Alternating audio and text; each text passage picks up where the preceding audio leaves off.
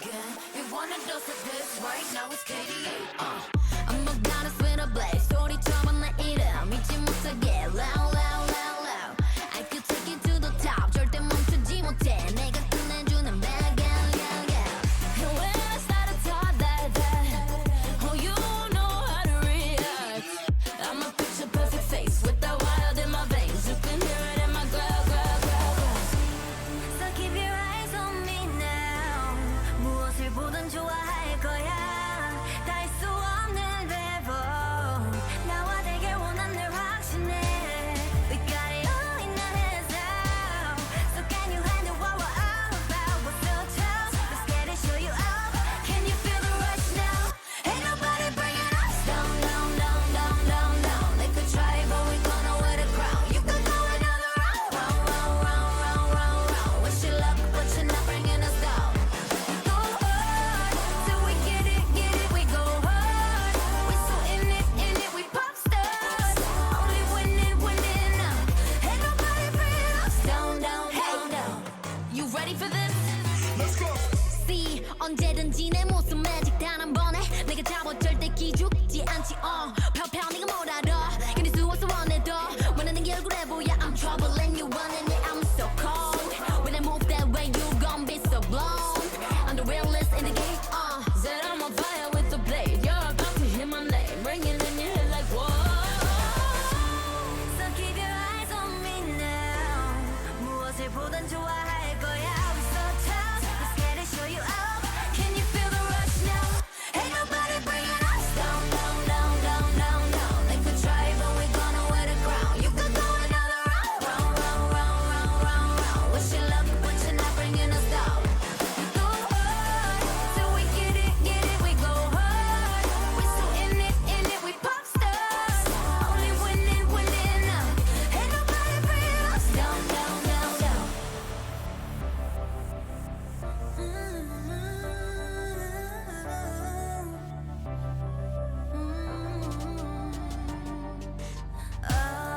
난 멈추지 않아. Oh, we go hard. Oh, we pop stars. Ain't nobody bringing us down, down, down, down, down, down. They could try, but we gonna wear the crown. You could go another round, round, round, round, round, round, round. Wish you luck, but you're not bringing us down. We go hard, till we get it, we go hard. We so in it, we pop stars. Only winning, winning now. Ain't nobody bringing us down, down, down, down.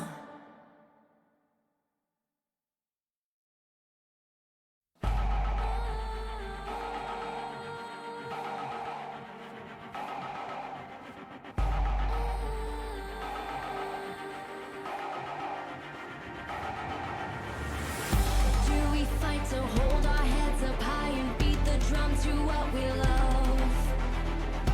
Risk the fall, oh, we have felt it all come crashing down from far above.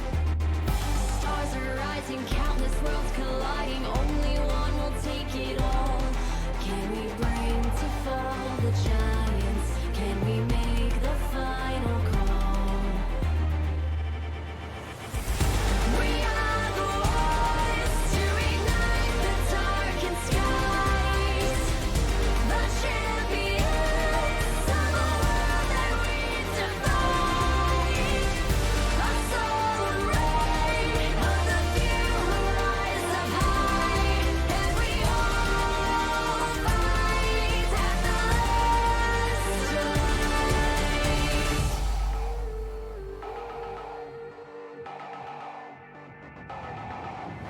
Hearing voices from afar.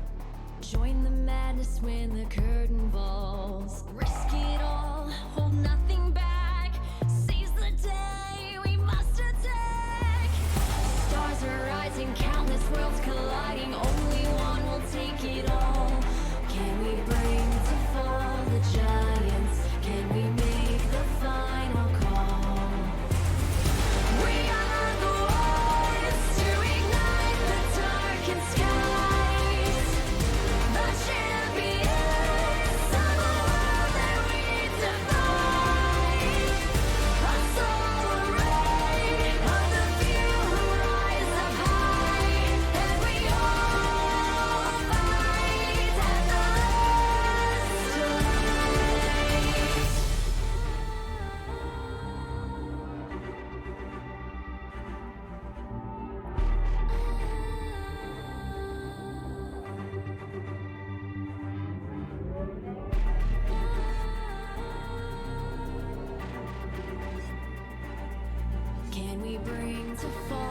giants.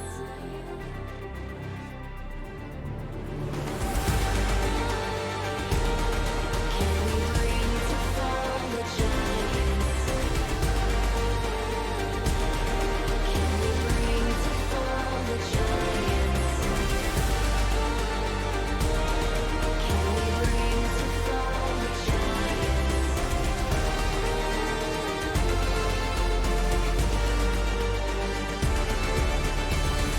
We are the ones to ignite the darkened skies. The champions of the world that we defy. A solar ray of the few who rise up high.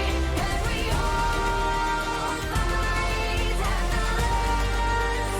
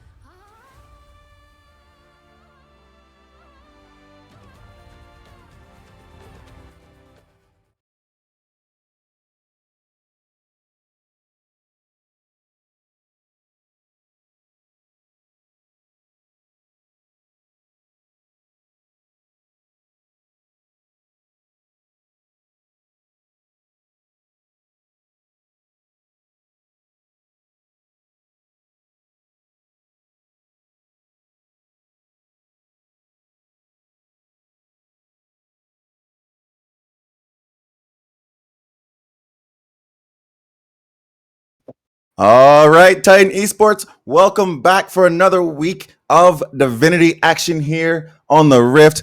It's your boy Goose, and I am joined here on the analyst desk by none other than the legendary Yanks coming through with some hot takes today.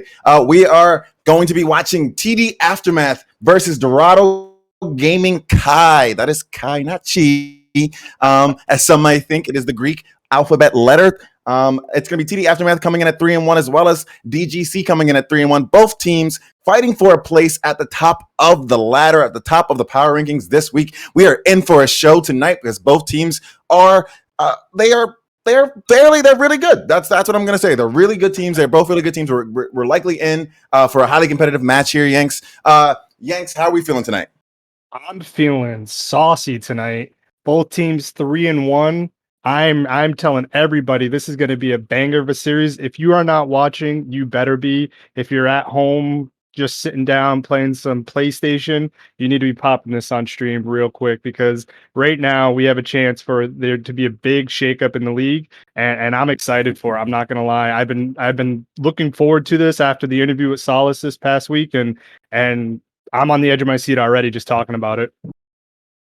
Absolutely, we are. I think absolutely, I would agree. Right, we're something's going to move after this. There's going to be some sort of shakeup, and like it just can't be, because these two teams, regardless of Dorado Gaming Chi, currently number 2 in the standings, and TD Aftermath currently number 4 in the standings. In between them is Off the Za. However, they're only about a game apart, right? The game series, they're separated by their games record, with Dorado Gaming Chi getting that slight competitive edge over TD Aftermath, having a 7-2 game record versus the 6-4. So they do have that going for them. However, that will completely switch, and that's going to change if TD Aftermath does pull it out. Let's even dive in to these two teams here before we get underway. Let's start with. Let's start with Dorado Gaming Chi, and I want to start with them because I know that they have a special place in your heart. You were the only one to predict on the power rankings or on the analyst desk that they would win their last series. So I want to hear kind of your opinions on Dorado Gaming Chi, and what about them provides that spark, right? What about them really stands out to you to make you a fan of this esports team?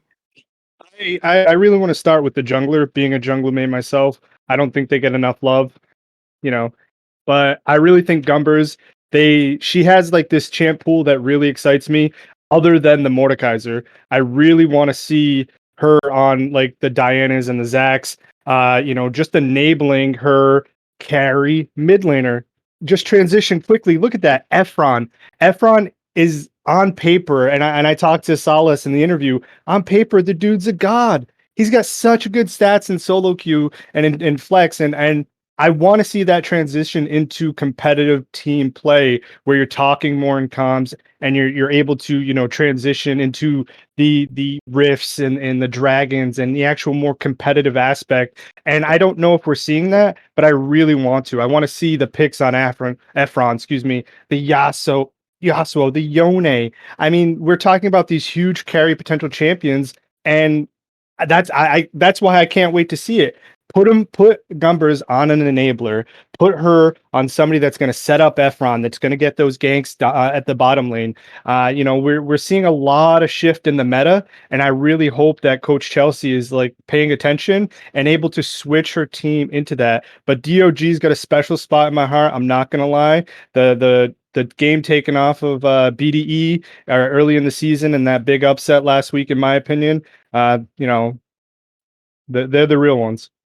Absolutely. Taking a game off BDE, the current, I think the only undefeated team in the league so far, right? Taking a game off of them, as well as providing what was may have been an upset, but may have been to you just expected, right? In that last game, you're talking about Efron's carry potential and Gumber's ability to enable, but I think you even hinted at like the rest of the team also has pop-off potential, right? Solace just coming in, earning that player of the week this past week. Patrol is no slab coming through on champions like Ashe, and then Zorinth as well is really I think Patrol and Zorinth as well are pretty good pairing as well. I want to maybe even step away from to a position that is not often talked about too much on the analyst desk, and I want to talk about the coach here. You mentioned Coach Chelsea, and at the end of the season, if you don't know, we give out accolades for like player of the year and team of the year and whatever, coach of the year. But we also give a shout a specific accolade for trash talker of the year. And in my opinion, Coach Chelsea also maybe you may know by Daydream is arguably the best trash talker in the league, and possibly the pettiest coach that we have here in the Divinity League. And you're a frequent flyer on and the banter talk. So can you tell me a little bit about what do you think that there's maybe somebody in this league that is a better trash talker than Daydream, or does she just absolutely, does Coach Chelsea definitely just take the cake here? If I really had to like throw some names out there, people that kind of just get like really spicy and talk, I would have had to say Cooper. He's kind of toned it down a little bit though. It seemed like he got a couple of losses, maybe didn't win match or didn't, carry as hard. So you really haven't seen him talking as much. The only other person really in my mind that would even, challenge Chelsea would be Singular Bread, but his stuff is just kind of lacking as well. So, I tried popping it into chat and trying to stir stuff up and like start some stuff with people, but it didn't seem like people were really having it. I even called some people out just saying, like, hey, this is, not really trash talk. This is friend talk here. I guess we should just have the admins change the name on it or something, because I really don't see anybody talking any type of trash. But, I think Chelsea's, clearing ahead best, beating everybody else at the moment.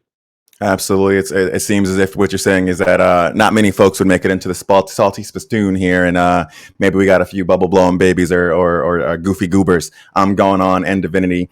We are going to talk about TD Aftermath. However, we also are going to hop into the draft here as we get underway. We have multiple games in session, so we're definitely going to be able to like unwrap and unpack a TD Aftermath, a team that I am a big personal fan of, right? I've been a huge fan of Convey, as well as the Fat Jester and that bot lane altogether, right? I don't believe that TDK PBT is playing today. I believe it's being replaced by TD Dillon. Yeah, I know. I mean, it's hard to even talk about it. You have a guy that just popped off in 3 games, even in the loss last week. Like potentially, like I had this huge segment. He's like my new favorite ADC. Sorry, Dread Baron, but like, oh my God, this guy's potential to pop off. You build a team around him, and then he's not even playing. I hope everything's okay. I hope it's not a roster issue or whatever, but it is what it is, and I think TD Aftermath still is going to look okay. I agree. I think definitely that's going to be a huge blow to just their team synergy and just their overall like damage potential, right? The probability of them winning definitely might decrease, but I think TD Dillon, if I know the TD organization just a little bit, I know that they have plenty of players that are full of talent. So hopefully we see something out of TD Dillon that gives us that same spark that TDK gave us as well.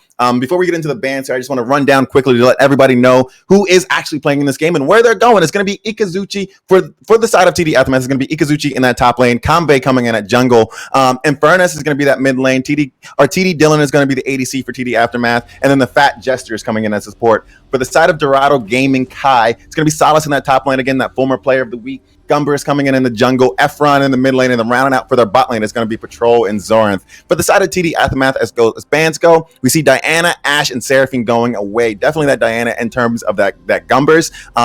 I don't know, or the Ashe and the Seraphine. I'm assuming Patrol definitely does play that Ashe. Heavy Ashe player for Patrol. And Diana, the carry tank potential with the Aegis build into the Demonic Embrace. Gumbers is a really big fan of it, so I can definitely see that. Seraphine is just a big meta ban right now. I'm really strong into team fights. It's just one of those types of bans. The Shyvana pickup, it potentially could be top, most likely in the jungle. Really good engage. I like seeing it, but I'm really curious what Dorado is going to pick 1-2 here. Absolutely. We see that Shyvana coming in, likely for Convey. Convey has been playing that Shyvana quite recently, and he has been doing well on it. Like I don't know the numbers exactly, but I do know that he has made impact in this team. We are going to see the Bears come through on that round 1, Red 1, and Renata coming through as number 2. Renata did recently receive a nerf to the scaling, as well as some other items in terms of healing and shielding received a nerf that overall nerfed her kit.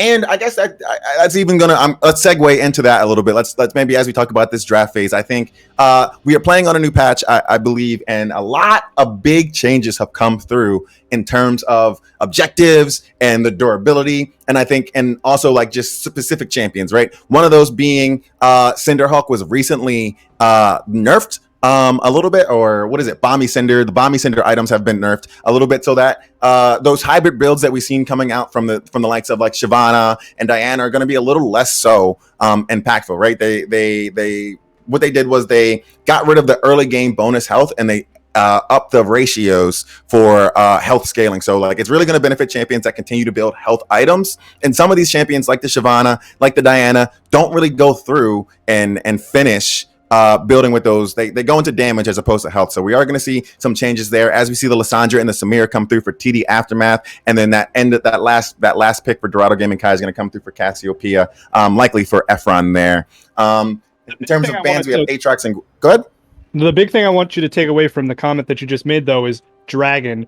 Early Dragons, early Rifts, scale specifically off those, Shyvana. Shyvana's going to get that, the buffs, or the defensive buff, from getting those early Dragons, and the team's going to get that local gold that increase. So I see a lot of potential here for early skirmishes for the Dragons, for the Rifts, and you have the bot lane Varus, Renata. It's not a huge prio lane there. It's a lot of CC, a lot of poking. You're not going to get pushing prio. You have Samira on the other side.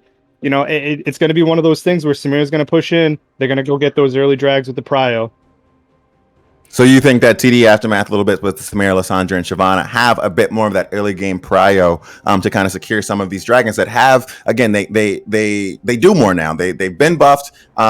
Also, their health was also increased. Their damage was decreased to kind of prevent some of these champions like the Shyvana from just soloing them in the early game. As we see that Zac and that Hecarim come through. Zac for the side of TD Aftermath, Hecarim for the side of Dorado Gaming Chi.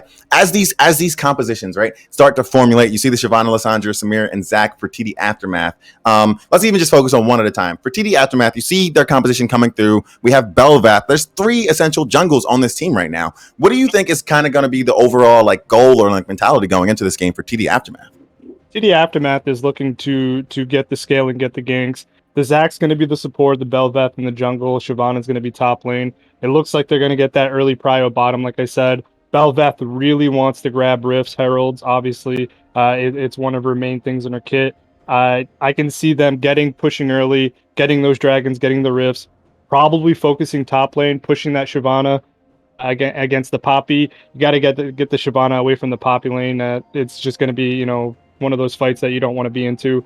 I can definitely see TD Aftermath playing very well with the team fights. My only concern is the Hecarim. Hecarim on Dorado Gaming, the Hecarim's going to be going in. It's going to be going in full throttle, and there's not going to be really much follow-up from the rest of the team. And the problem is if Gumber gets too far ahead of herself here, she's going to be by herself against a Zac, a Belvath, and a Samira, and they're just going to kill her, and it's not going to be pretty. I agree. Especially with, I think, even if the healing and the sustain has been like decreased on some of these enchanters, that durability patch is still here, right? We still are on the durability meta that is kind of like the overarching like umbrella behind all of these changes. And Hecarim just doesn't do as much burst damage as he did when he was like the king of the jungle for like way too long was he the king of the jungle. But he's not going to do as much. And even if he did, I'm like struggling to see where Hecarim really finds some of those bursts, right? If really the only person I see being engageable on is Samir, right? Belvath is going to have that skill that allows resistance to damages as well as increased lifesteal. Zac and Shyvana are just going to be tanky by the end by mid game. And Lysandra is going to have that ice crystal prison that she has that just makes her invulnerable, right? And even Samir, I'm not really too ecstatic about being on top of a Samir because, again, like we saw last week in the matchup, we saw that Samir just wants you to be on top of her, right? So it's going to be an interesting dynamic to see how Hecarim kind of plays into this composition and kind of finds those angles to really accelerate Efron like you were talking about earlier. All right, let's switch over to Dorado Gaming Chi before we hop onto the Rift in just a second.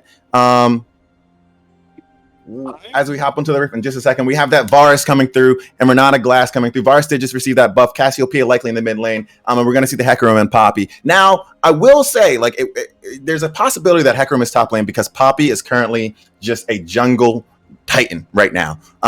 What do you think from Dorado Gaming Chi, right? This is the team that like you've kind of been standing and simping over for a week or so. What do you see from this team? Where are their angles? What is their win condition here?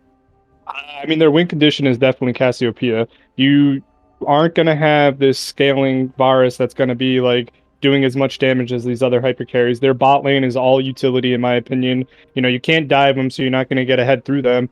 It's got to be on Cassiopeia, and if that is a jungle poppy, which I'm fine with actually, in a top lane Hecarim fighting the Shyvana, I think the Poppy's got to focus her attention on the mid lane. The problem is Lissandra is just really hard to gank. The Poppy can, you know, stop the dashes and stuff like that. I do not. I'll be completely honest. I do not know how the interaction works with Lissandra and Poppy, so I'd be very curious as to like see it because the whole team seems to have dashes. Poppy's great stopping them, but if it is Poppy top, none of that actually happens. So, you know, you have the whole team that, you know, wants to fight away, you know, wants the team to come into them, and then you have Hecarim that just wants to go in. I only see the Hecarim working out in one of two ways, excuse me. It's basically if the Hecarim gets a really solid flank and then pushes one person into his team, or the Hecarim just saves his ult, they fight front to back, and then you're ulting basically to save your Cassiopeia. Say if Samira just starts popping off, she's in the fight, she's getting combo stacks, and then she starts ulting. I really only see it that way, unless you're just getting like these picks here and there on like a 2v1 or a 3v2 situation. Okay, I can never feel they're gonna have to find some ways to utilize that Poppy if it is in the top lane to make sure you're getting that full worth out of her significance of the kit and stopping those dashes that have that TD aftermath have so many of. We're gonna hop onto the riff in just a second with our casters Craze and the return of a legend. Shot Duck is back from a vacay with the Bebe. So they're gonna be on the riff casting it for us in just a second. We have TD aftermath versus Dorado Gaming Chi. Yanks, is it safe to say that you're going with Dorado for this first game? Always, always, always. Dorado all the way. All right, you're going to go with Dorado. I'm going to go with TD Aftermath. Again, Goose and Yanks, we're going to be joined by Craze and Shot Deck casters in just a minute. We're going to take a quick break, and then we'll be live on the Rift with Game 1 of TD Aftermath versus Dorado Gaming Chi in Week 5 Divinity League Titan Esports. We'll be right back. Let's go.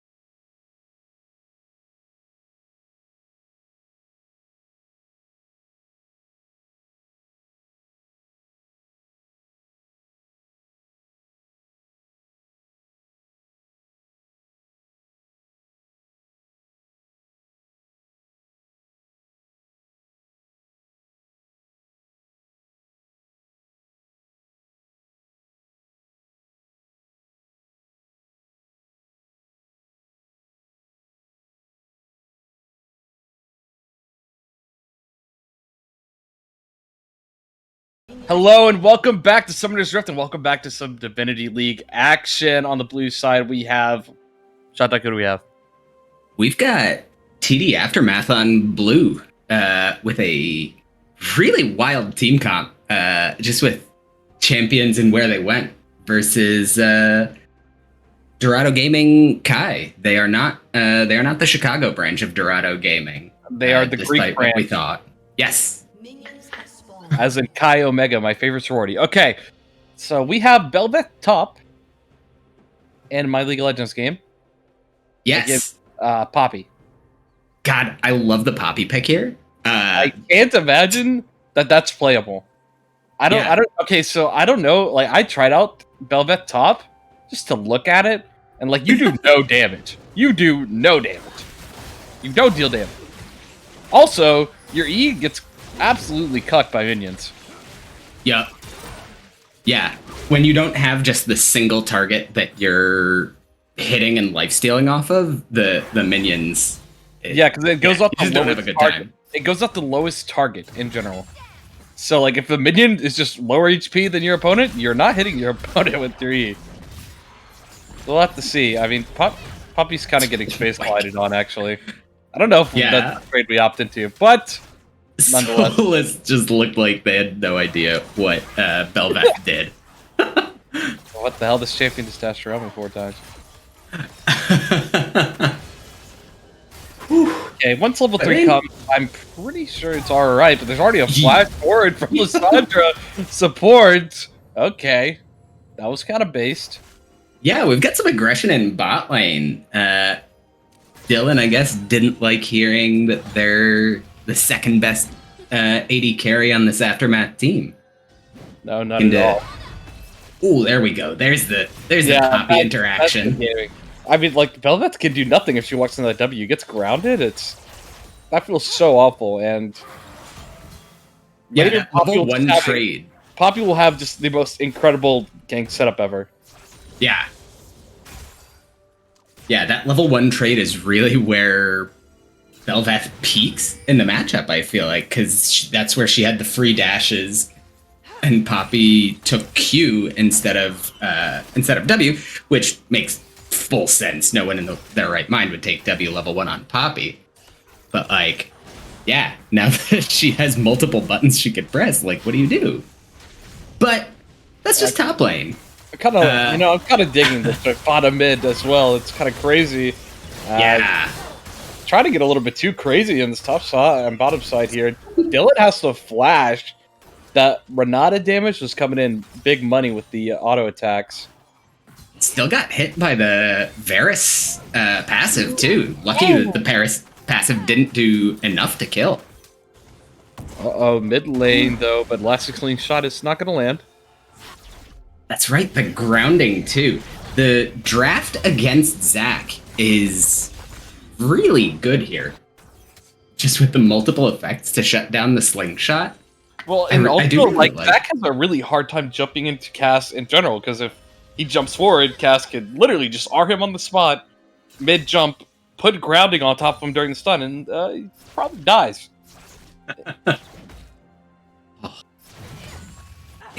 Yeah, I would have liked if they were going with an enabler like Zac, something with a bit more carry potential than a Shyvana. I mean, Shyvana can carry. We've all seen Shyvana's carry. But, like, takes a look. It's a tanky, interesting thing. Like, Shyvana's going to end up going AP, so they're going to have the AP, that tanky AP damage still. It's kind of weird to me, because, like, well, I actually think this is interesting because, okay, we're getting solo killed by Belveth top. Never mind, I take it all back. We're getting solo killed by Belveth top. Flash is still available here on Kazuchi, but the level up might help also a little bit here. Flash forward, and it's going to be the auto attack to finish him off. Yeah, they were just waiting for the arrow to come off cooldown, and once they had it, like, I think we're seeing some matchup unfamiliarity. I mean, like, who has matchup familiarity versus Belveth top right now? Yeah, it's really something that nobody is playing, like almost nobody. It's so I can understand, but yeah, it's gonna be rough if you can win over free kills to Belveth top. But I mean, she won't scale as hard as she does in the jungle. That's what you're kind of hoping, because she's not getting the consistent stacks of her. What the hell The are they called? Void Coral. The I forgot what they're called, like Velvet something. Her passive. Isn't it Coral? The Void Coral's the spawns you kill somebody with when you have your R. Oh shit, that's right. Okay. Yeah. Some kind of like Velvet stacks or something. I don't know. Oh, we're just out here life stealing in top lane, but the dragon is going down here on the bot side for my boys. So. That's exactly what you want to see. Getting the passive stacks for Shyvana.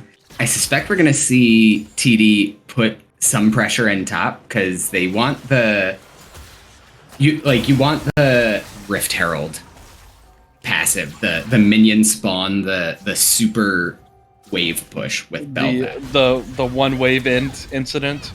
Yeah. Okay.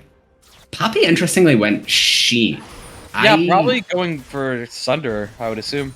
Which makes sense. I would have personally gone like the old school, like Frostfire. At least some kind of armor item. Like you play it like you would play against a Fiora or something else that's heavy on lifesteal.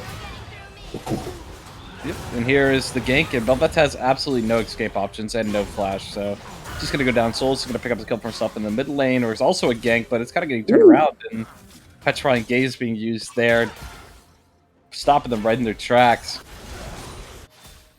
Yeah, that was some High School Musical action in mid lane. Efron looking pretty solid. Stopping a convent gank exactly how you said. High School Musical action, okay. Something I wanted to talk about before the solo kill in top lane by Iguzuchi was that the fact that normally we've been seeing like a Frostfire Shyvana build with like Demonic, right? Yeah. And Zax now more typically goes Sunfire into Demonic. And now Riot's making it so that Demonic and Leandri both stack when you have multiple applications, actually. So, ooh, true. Whereas prior, it wouldn't have been as effective for two people to have such an item. It actually is quite effective for both these tanky kind of champions. So you're thinking we're gonna see a lot of Leandri stacking going on. A lot of Demonic. Yeah, Demonic stacking. Okay. I mean, possibly. I mean, because that's pretty much the build, right? On most of these two characters so far, these two champions, as a gank in mid lane. But there's no Petrifying Gaze this time, and there's not a lot of High School Musical action going on. Just a lot of death. No, yeah, that time he did grow up into Luke. Not Luke Perry. What's his name from Friends? Matthew Perry. That's the one. Oh, you said Luke, and I'm like, what is this, a Star Wars reference now? Okay. We're back. We're back in the zone. Focus up. Yeah, so it's 2-1. 700 gold lead for TD. They're just kind of slowly but surely, like, they're... Oh my, Dylan just got chunked so hard. Yeah, bot lane's pretty even for how aggressive I feel like we've been seeing TD going. That, like, it seemed like they're... Ooh, That has to... almost getting sniped there.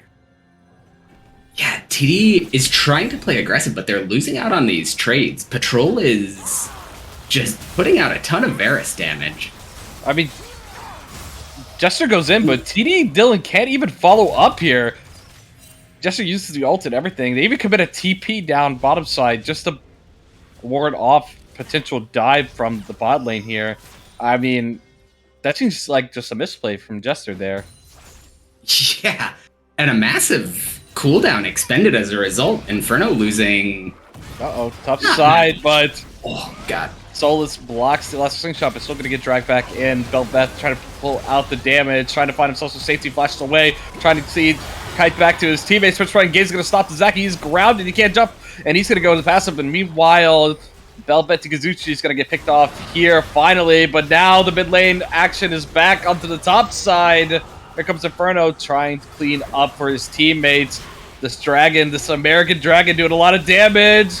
Hector's going to go down, and so is Inferno. Whoa. That was a big brawl in the top side. Yeah, and I mean, in the end, the big winners we're seeing there are Inferno, having 3 kills now on the Shyvana, having the Frostfire Gauntlet completed.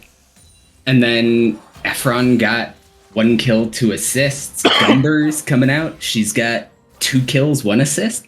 Like, Hecarim is in a pretty good place. Doesn't have the mythic yet, going for the Triforce, understandably.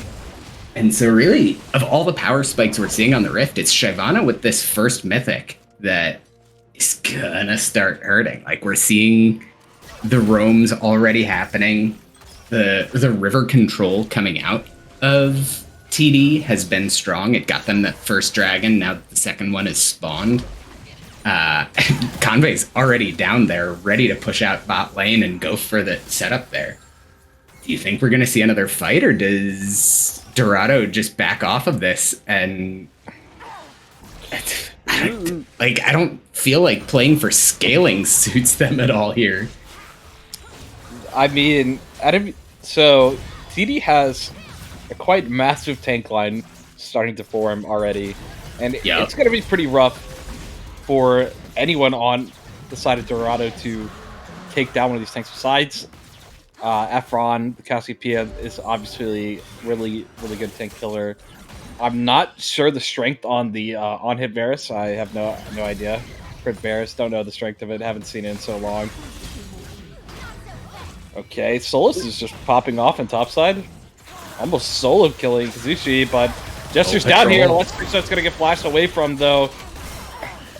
Blocks the hostile takeover there with nicely done by Dylan there. Okay. Shyvana has the ult. Okay, so they're going for Ikazuchi. They're going for Ikazuchi, trying to run him down. Multiple dashes on this character. Belbeth slithering away. Stingray will not become an endangered species today.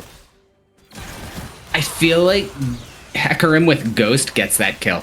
Because the cooldown's shorter, maybe has it ready.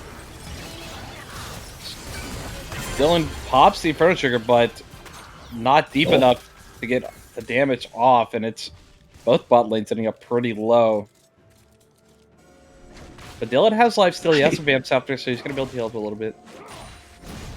Like, not even kidding. For a lane that's just literally been constantly fighting, the fact that they're all 0-0 and 0 is shocking to me. They're both playing on the knife's edge. Yeah, there's been, like, I like a lot of what I've been seeing out of Dylan here. The wind wall, whatever that skill is actually called. The wind wall on the hostile takeover was super good. They've been blocking a lot of the... World? Blade Whirl. Okay, yeah, that sounds much cooler than wind wall.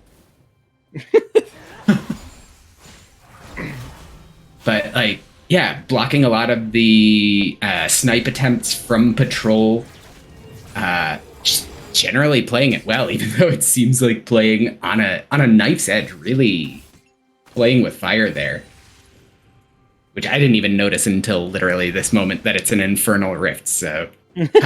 playing with fire, right? Yeah, everybody's going to be playing with fire soon. As more trading in topside, this is starting to become the sleeper lane. Yeah. Solus finally bought armor. I was wanting that to be like a first purchase, but... Solus is about to find some dust to bury himself in, but... Ooh. Trying to get away, but the Shyvana with Ghost, with the ultimate, is going to do a lot of damage. There's TP coming in, though, because Kazuchi might have just tanked one too many tower shots, and now Efron's here trying to close in, but going to get slingshotted on. Inferno's trying to deal with damage for him. The bouncy castle is coming to play, and missed Petrifying Gaze, not going to help out. But in bot lane, now there's a gank on the TD. Dylan trying to stack up the Inferno Trigger, but barely just gets it off, but not enough, and he's going to go down. But Efron's getting dove again on the top side. The re-dive, and it is just chaos everywhere. Something happening one side, something's happening on the other side of the map. Ooh. And I actually really like Gumber has picked up the Rift Herald. I did not catch that happening, but taking the Rift Herald, denying Ikazuchi the minion push, because that's usually like a 1 to 2 tower swing for Belveth and a big power spike. But denying that map objective is actually really strong. And it's one of the big downsides to playing Bel'Veth top, that you're not getting the push with the dragons in bot. So you really want to rely on this Herald to get the tower pushing advantage. So good job from Dorado on that one. I like that a lot. And with that Herald, they were able to make it play bot side while the top side play was happening. But with that Herald in their pocket, they were able to take down that tower in bot side, whereas the top tower is still standing. I mean, it gives them a not even 500 gold lead. Like, I swear to God, they had a lead when I started that sentence. But it's 100 now. These teams are as even as could be. God. So And I feel like looking and diving, but Exuci's just trying to buy time for Inferno to come over. Exuci's telling him, yeah, you just wait till my dad gets here. And Soul said, yeah, I'm out of here. But Dylan might be a little bit caught out here. There's no tower there. He finds the dash, he finds a flash, and the Varus ult's not going to connect. But that means Dylan, no shield bow, no flash for the next fight. And I mean, this dragon's coming up in 6 seconds, so will TD be able to contest it? I mean, Inferno is so strong right now. And neither top laner is able to join this fight. Yep, they're fighting right now. Hostile takeover goes straight through the team. Efron burning down. Inferno looks almost unstoppable here. Gumber's trying to do anything to convey, but the two tanks are too tanky. Oh my God, that looked like Paw Patrol with the amount of damage he was doing to Convey and Inferno in that fight. That's the downside we're seeing to this. And meanwhile, Solus actually did take out Ikazuchi. So it wasn't just each other. Yeah, I guess Ikazuchi tried to solo dive and got taken out by the turret. But that's still 5 dead for Dorado Gaming. So massive success. Picking up the 3rd dragon for TD. That's huge. That puts this game on a 4.5-minute timer now with how slowly I talk. We're looking at his next dragon fight being a massive swing, like a massive just turning point in the game with Infernal Soul. Like ever since the introduction of the elemental dragons, Infernal Soul is the one people act a damn fool as soon as they see on the Rift. So and especially for a comp that like on paper looks lower damage, like it looks very tanky, like the Aftermath comp, getting Infernal Soul for the extra damage, for the extra just everything. Ooh. That healing. Solus. Sunderer Gaming. Sunderer seems to be quite a broken item. Upon completion, Solus absolutely slams down Ikazuchi without any remorse. And I agree, Shatak. Infernal be making me act kind of like a fool. But and I also agree on your point. Like, there's 2 things you don't want to see when you're fighting a team full of tanks, and they're ahead. It's 1, they're getting Mountain Souls, or Mountain Dragons and Mountain Souls. 2, they're getting Infernal Dragon and or Infernal Soul, because either 1, they're gonna get too tanky to kill, or the other, they're gonna start actually doing damage behind all that tanky, and that is what's just about to happen. As I mean, it was already the 2 tanks that absolutely carried that whole team fight. Let's fight. Patrol gets jumped onto. Convey into 3 people, but Jester is here, gets hit for the root, but immediately ults himself. And looks like Dorado's going to back away from the tower as Inferno walks down, flexing his presence. Yo, Inferno? I'm sure he can plate. Yeah. I'm sure right now he could probably just dive those 2 under the tower and not care. I'm going to be honest. Like solo. Yeah. No Varus ults, like, what, the hostile takeover is going to stop you? Okay, I love Hostile Takeover. Like, when the champion was revealed, I was like, God help us all. This effect sounds so frustrating. But, like, in practice, I genuinely really like Renata Glask on the Rift. And I think Hostile Takeover is a phenomenally impactful skill that could do wonderful things like that. Yeah, I think... Actually, talking about Hostile Takeover, it honestly, sometimes it looked like it was going to be very, very broken, but honestly, sometimes you're like, yeah, this feels almost a little balanced, you know? Like, it's not crazy long timer, It's affected by tenacity, like the early levels, and you're a support. It's a support character, so you're not getting to 16 quick. You're not getting to 3rd rank ultimate where like it's really strongest. I mean, you're hoping for like 11, right? Yeah. And I mean, even at 11, it's not the longest duration on the Berserk crowd control effect. So it feels like it's very powerful in a team fight, but it's also not like, yep, I got touched by this and now I'm just dead. I mean, the dream situation with a hostile takeover is when you see champions like, Master Yi was on paper, and like Bel'Veth is very similar in design almost to Master Yi, has similar goals with item builds. So like with the comp TD has, like if they can catch Bel'Veth and Samira in a hostile takeover, like that's a super impactful team fight ability. And oh god, Solus is The Sunderer having Gaming so much Sunderer better of a Gaming. time now. Oh, but the true damage from Bel'Veth, but the healing from the Sunderer. Oh, she dashes out of the Q, but the auto with the shield, the grasp, the Sunderer, the damage is too insane. I feel like we've been talking so much about this top lane matchup, but genuinely that's kind of on directed camera. Like genuinely, I take no blame for that. This is directed camera. Directed camera didn't even show us like half the last dragon fight because we were watching Solus and Ikazuchi fight. Top lane's important, guys. That's what I'm getting out of directed camera. Finally, somebody Riot understands me. It's actually kind of cool seeing Solus learn the matchup as the game goes on. Like from just getting slapped down level 1 and almost dying there to the point where like, okay, now it's just stat checking and item difference a little bit, but like building the armor, how much the matchup changed with the plated steel caps being done, the bramble vest. It's and just like slowly but surely it turning in Poppy's favor to where now like they can't leave that matchup alone 1v1. Like Solus is just gonna keep winning, and it's gonna get worse and worse. Dorado has to be careful about being all grouped up here. Don't want to find themselves in a bouncy castle or caught between a Shyvana. Trying to carefully push themselves into the river and gain some space for themselves. The dragon's getting dragged out here. And it's already started. I mean, it's already about half HP. They need this soul, but oh, the dragon's getting reset. And Jester comes in, finds the ult right away, finds the root onto patrol, but he's not locked on. He's unleashed onto the fight. They're trying to find CD Dillon before he can pop the Inferno Trigger. The Inferno Trigger doesn't pop, and now can they get through the tanks? They push him out! A perfect ult by Solus to knock him out, but Kanbei's still here. He's trying to get the smite! It got stolen by Jester's... What? Oh my god!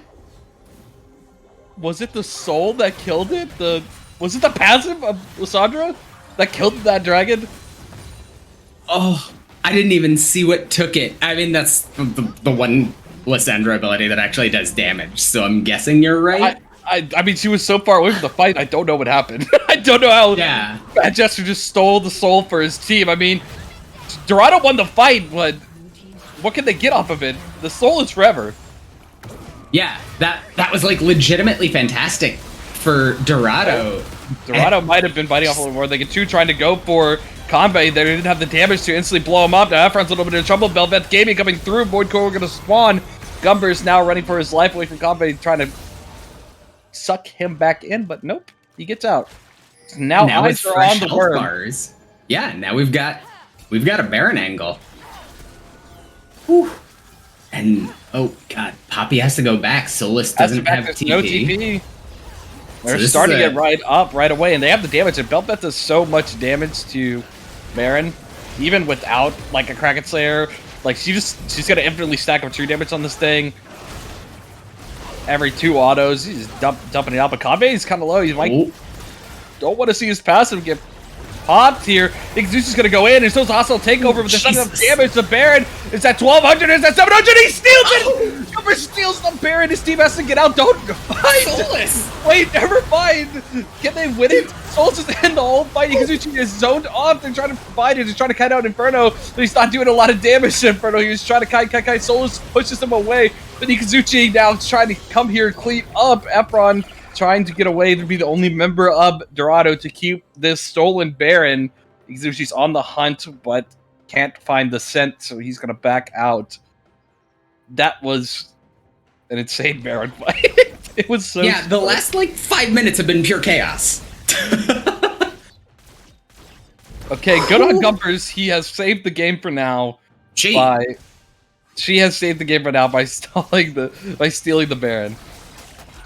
Yeah, like it felt like it was almost a genius play by TD doing that Baron so incredibly slowly, because it felt like it threw off the timing that Gumbers had. But Gumbers just dived into the pit anyways, and she absolutely saved, made up for the goof in the dragon pit. That, I mean, who could have, who's gonna play around the Lysandra passive in that situation? But like, oh my god!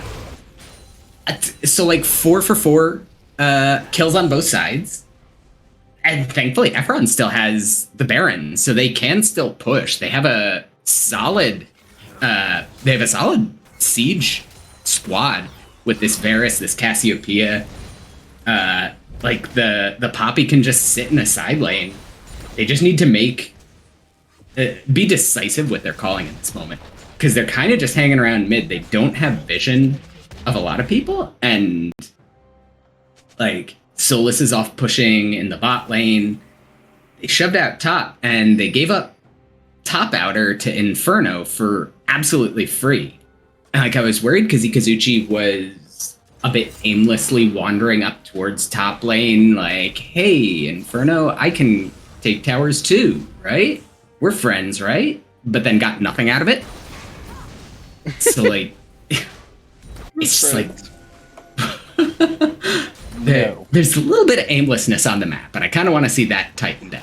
But, oh, this is a 2-level advantage for Solus. Ikazuchi trying out his new Kraken Slayer, trying to see if he has the damage to finally take down Solus. I mean, tons of true damage in his kit to ignore a lot of the armor. A lot of the armor, and the Force of Nature for Poppy too, which I think is a solid item when you're dealing with the Zac, you're dealing with the Shyvana. Dealing with lots of magic damage here. And Ikazuchi is going for the all-in into Solus. The healing is coming into play a little bit. Even the Keeper's Verdict being used there by Solus, but a fight here, Dylan. A lot of damage pumped onto him, but he's going to be able to heal it back up on this minion wave. Oh, they had no vision, but that was actually a good fight. They could have taken out Dylan in that moment. They had him.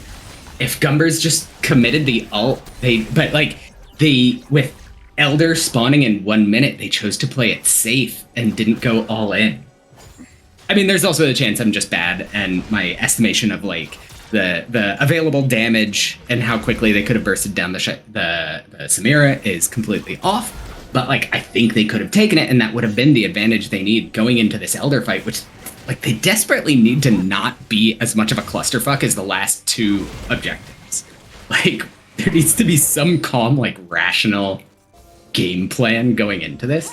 Dorado needs this Elder. If this Elder gets taken, the game is to become extremely hard, and it already is hard. Infernal Soul on the side of TD. Solus leading the charge, trying to find space for his team, but they need to get into the river. They don't want to be locked into these choke points of their own jungle. And it's like all eyes are on Inferno with 9 kills to see if he can get this fight started out and get onto the backline, get onto the carries that really are going to struggle to deal with him. Inferno and Solus are the two big ones to watch, being the level 16 gamers here. Gumbers finds Ikazuchi on the backside. Oh, Gumbers. Gumbers has to ult out right away, but he's already dead. He's already burning out. The bailout will not save him. The fight has already started. Efron now getting chased out by Jester, getting locked up to CC'd. But Patrol takes out Ikazuchi on the other side, but he's so low he can't do much of the fight. Solus trying to help out his teammates, trying to push back the enemies, but it's not working. He can't do enough. TD Dylan spinning around, shooting so many bullets. And it's just Dorado Gaming getting taken down one by one, and now Solus is going to get run down by Mama Dragon. And the Inferno? I mean, the Elder Dragon is all theirs. Yeah, that's the downside to having your highest level, your 8 kills, 9 assists on a Poppy. as opposed to a Shyvana. Like, I love Poppy. I think she's a fantastic champion. She's not the solo carry a fight like that. At least with that build. Like, I've seen, like, lethality Poppy go nuts in one shot like a carry, and that's an outlier situation. But, like, that's exactly what Oh, you're saying Shyvana's made Solus for. should have went lethality, got it. Like, yeah, I mean, that's Shyvana gaming right there. That's exactly why you pick Shyvana, why you put priority on the early dragons, get the passive stacked up, get like 4 completed items, 12 kills. So does Shyvana get more armor when she slays Elder Dragon? Does that add to her stacks? I think so. It's a dragon. Yeah. So Shyvana is technically infinitely scaling. We can confirm. It would just take a lot of Elder. Yeah, But I mean, Shyvana's got all the armor now. All the armor in MR. Only getting tankier every dragon. Yep. Up to, I mean, it's 30 and 30 right now with 5 stacks on the passive. But, like, that's not, like, a small amount. That's like, it's just adding more to the already super tanky stats. And, like, with the demonic, Inferno is doing a ton of damage. I would assume that's going to be the highest damage on the team. We got to see what TD is going to do with this Elder buff that they have. I mean, Convey has the buff. Dylan has the buff. Inferno has the buff. I mean, they're all going down to try to stop Inferno. They should start the Baron right now, and they are. Yeah. Inferno just needs to be careful, but he has no idea. Nobody's telling him that nobody's there. But he's going to try to fight it out, but he instantly gets Petrifying Gaze stunned against a wall. He can't play the game. Keeper's verdict. He's shut down, but what was the cost? Baron for 4 other members of TD. It's literally the faker play. Just for Amateur Worlds Gold winning Inferno SK. Going for the faker play. But I mean, it, like, against Elder buff, against the full team stack, like, are you going to be able to contest that Baron? Yeah, I think Dorado made the only play that they could have made successfully. And now they have to deal with Belbeth minions spawning and the Baron buff on them and try to find some way to defend their base. Look at all those little void fish. Yeah, this is a bit rough, but they are 5v4, and the Elder buff is expired now. So I think they have an advantage if they take the fight. And that's why we're seeing TD kind of back off. Convey's kind of lurking. Okay, no, they've last come back. Yeah, So I mean, with their strongest member down at the moment, yeah, TD not willing to actually throw the game. Yeah, going for the safe play, not greeting for trying to finish the safe game. Play, waiting for the next Baron and... Hey, if Shyvana gets that one too, guys, watch out. The pass is going crazy. I'm still not, like, wowed by the power level on this Belveth. Like, she's been effective in the 1v1 fights, and especially now with Death Dance. Let's like, check the Belveth is going to keep 47 doing Belveth stacks thing. on her passive. All right. Is that a 47%. lot? I don't know. She has It's- 2.315 attack speed right now. And I think she's still in her ultimate form, right? Yeah, still has. So hasn't broken the barrier yet. Has not passed 2.5 yet, which you would think in a 30-minute game, like a farming Jungle Belbeth would have already, but Efron, it's not your tower anymore. And Souls is here. He's gonna push the strongest member out though. Inferno gets knocked out, and now they're taking the fight. They're on the TD Dylan. He goes down. Inferno doesn't even get to get popped. Now they're trying to find Combe, but don't go too deep. Oh, no Inferno's numbers. here now, but the dragon form is wearing out slowly. And at the cost of Efron, they find 2 other members. But, oh my lord, the dragon's breath is quite painful. Inferno now out of his form. No more dragon form available. Solus is trying to fight it. Oh my god, I genuinely think Solus could 2v1 this, but Ikazuchi just wants to... is playing the Master Yi game plan. Just PvE. Grounds Ikazuchi though, no dashes available, but now he's going for Patrol. Patrol's gonna burn out. The bailout doesn't come through, and there's the true damage pop, but he's just going to go down after that. Now, Kanbei in a little bit too deep himself.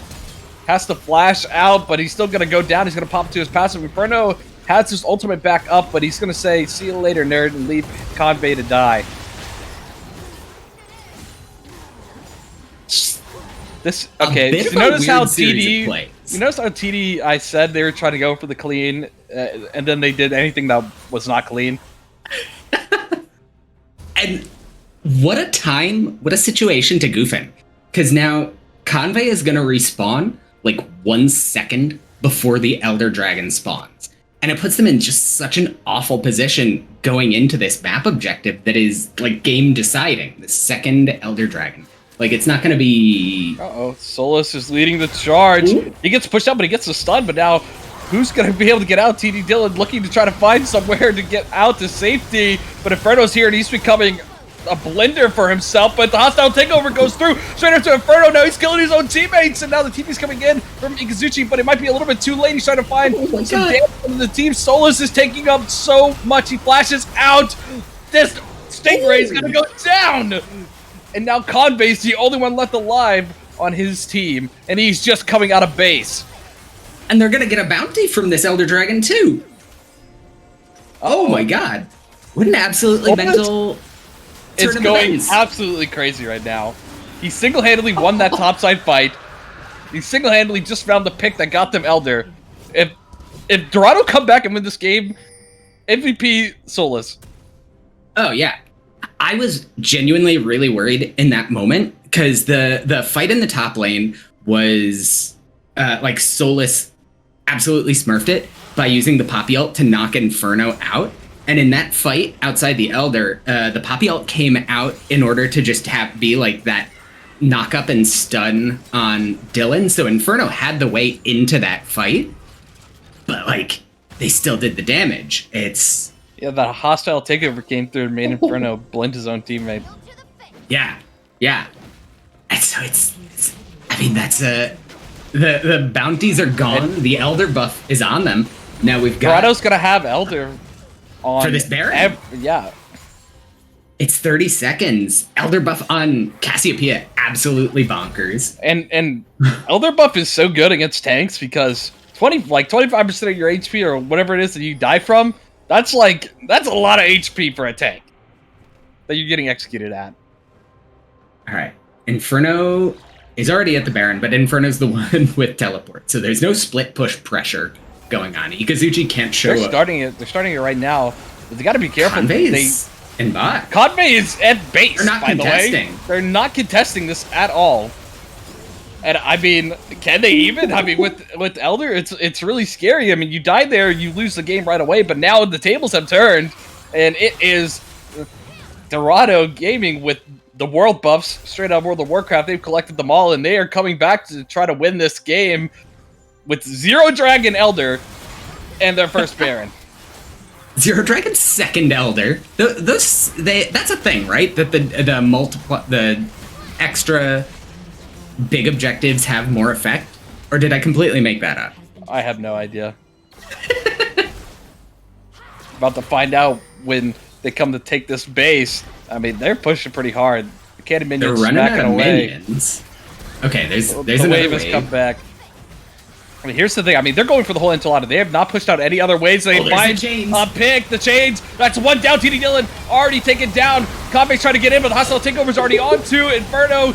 Trying to find out, but he gets pushed out. He's not going to go down, but nobody's on to Efron. Efron is just DPSing Kanbei. Kanbei goes down now. Inferno is the only one here. But the base Jester got pushed away. He is on 1 HP. But they're waiting on the next wave to come. Inferno, they're waiting for Inferno's ult to go down. And once it goes down, I mean, he is the shell of a champion, but they're backing out here. They're actually scared, but TP comes in from Efron. And now Inferno has nothing. He has no ultimate. He gets grounded right away, but Gumbers was just out of the ground. And now Jester's here. And there's another TP. What is going on to save the minion? Solus comes back. There's 1 minion left. They're trying to end the game. There's 9 seconds on Dylan. What is happening? Gumbers. Oh my god, this is so Gumbers scrappy. hits the fear. Can they take down Inferno? Taking down Inferno here would be so huge. They do get him, but Gumbers goes down himself. But a TD Dylan's here. They have to find a way to control him. Instantly hits the Petrifying Gaze. Efron finds the kill, but Hikazuchi hostile takeover just gonna leave him there stunned for a second. They're gonna win the game. Honor Solus. Honor Solus. Honor Solus. GG. TD, what have you done? What an absolute monster comeback from Dorado Gaming. Oh my god. Honor Solus, please, everybody. Let's shout Honor Solus. Respect. Poppy gameplay went hard. Absolutely insane throw by TD Aftermath into an insane comeback from Dorado Gaming. I mean, yeah, like if you're TD right now, mental boom. You're Tyler 1. Your lights are off. All you see is the screen reflecting onto your face. You're like your spine is breaking because you're that low into your chair. All right, we don't have much time because they're probably sitting and waiting on us in the next lobby, ready to go. But like, yeah. Oh my god. What, I mean, just such cool, calm, collected play from Dorado Gaming. Absolutely fantastic. Yeah, we'll have to see. Horrendous throw out of TD. Like, I'm gonna give you that one. That was like, did someone's mom call him for dinner? That they were just like, this game has to end. But like, all right. So yeah, we'll have to see if TD can pick up their mental out there. It just absolutely exploded as fast as their Nexus. And Dorado, if they can somehow come out with a lead in the next game. But we're going to toss it over to a quick break, then back into our analyst desk to get right back into game number 2, Giraffe. So everybody stay tuned.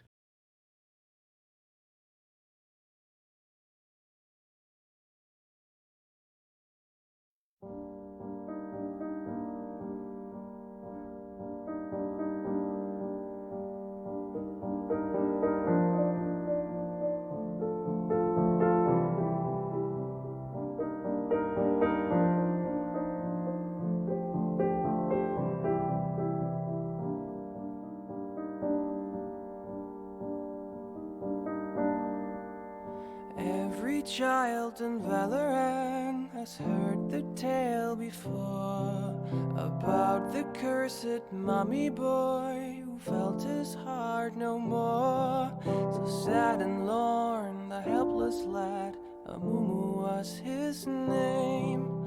He ventured out to find a friend and learn about his bane.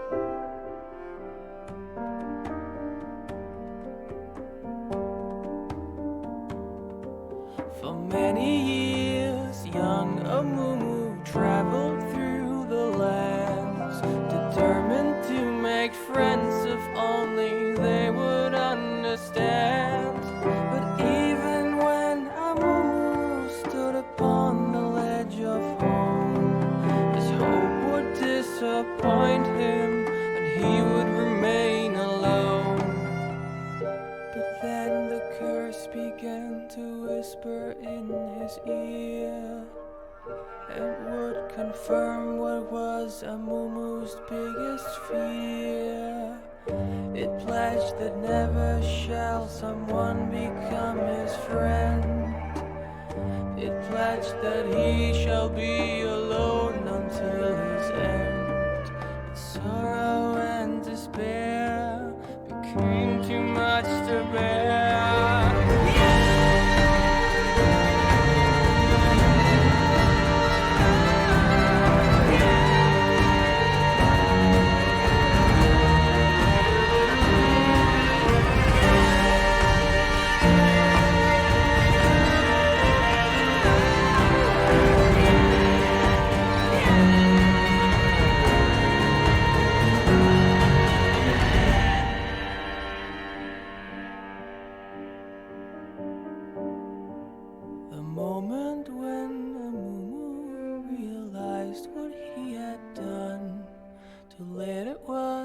for him, for them, the evil curse had won. The anger and the anguish overwhelmed his fragile soul and caused a wicked tantrum that he never could control.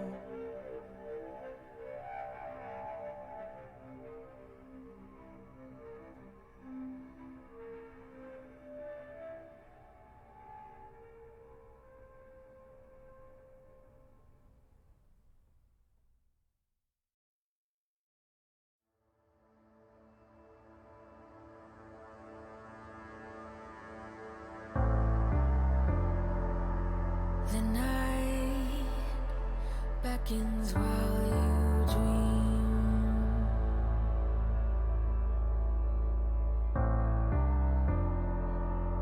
A life never lives in peace.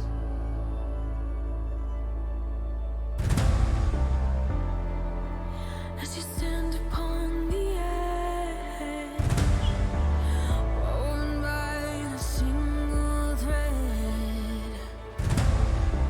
and fate may fall down upon you, while the devil is knocking right at your door.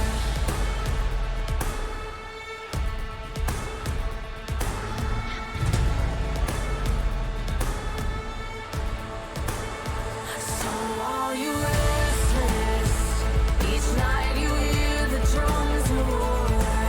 Awaken, awaken, the voice begins to call you while you hunger. A taste of destiny you're searching for. Awaken, awaken, the fight is at your door. Take up the cause.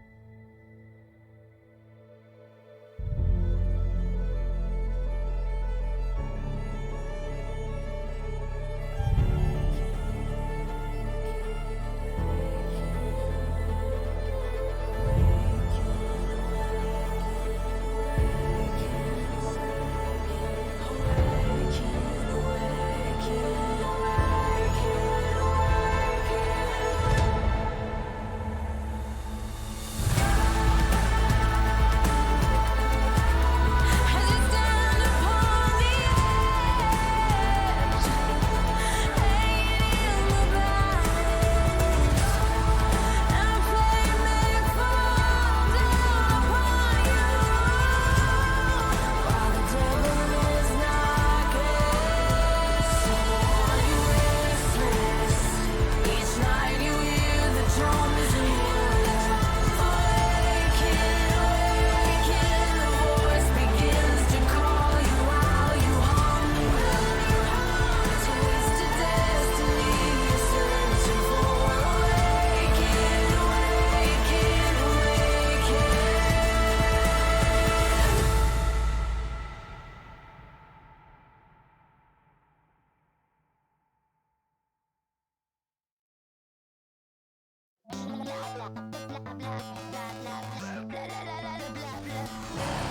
Wanna join me? Come and play, but I might shoot you in your face.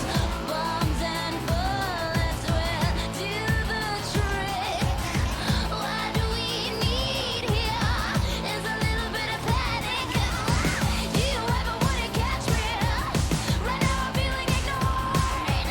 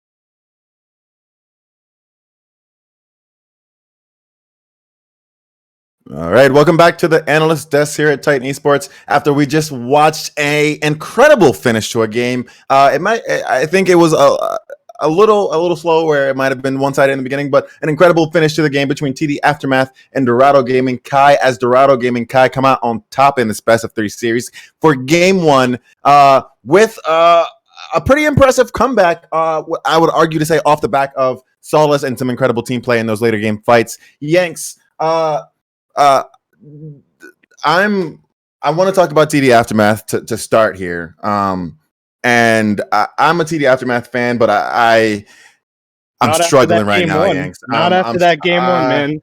I'm struggling right now. Like I just don't know like what happened after like 28, 32 minutes. Like what happened that really just flipped the switch? Like what went there? What went on?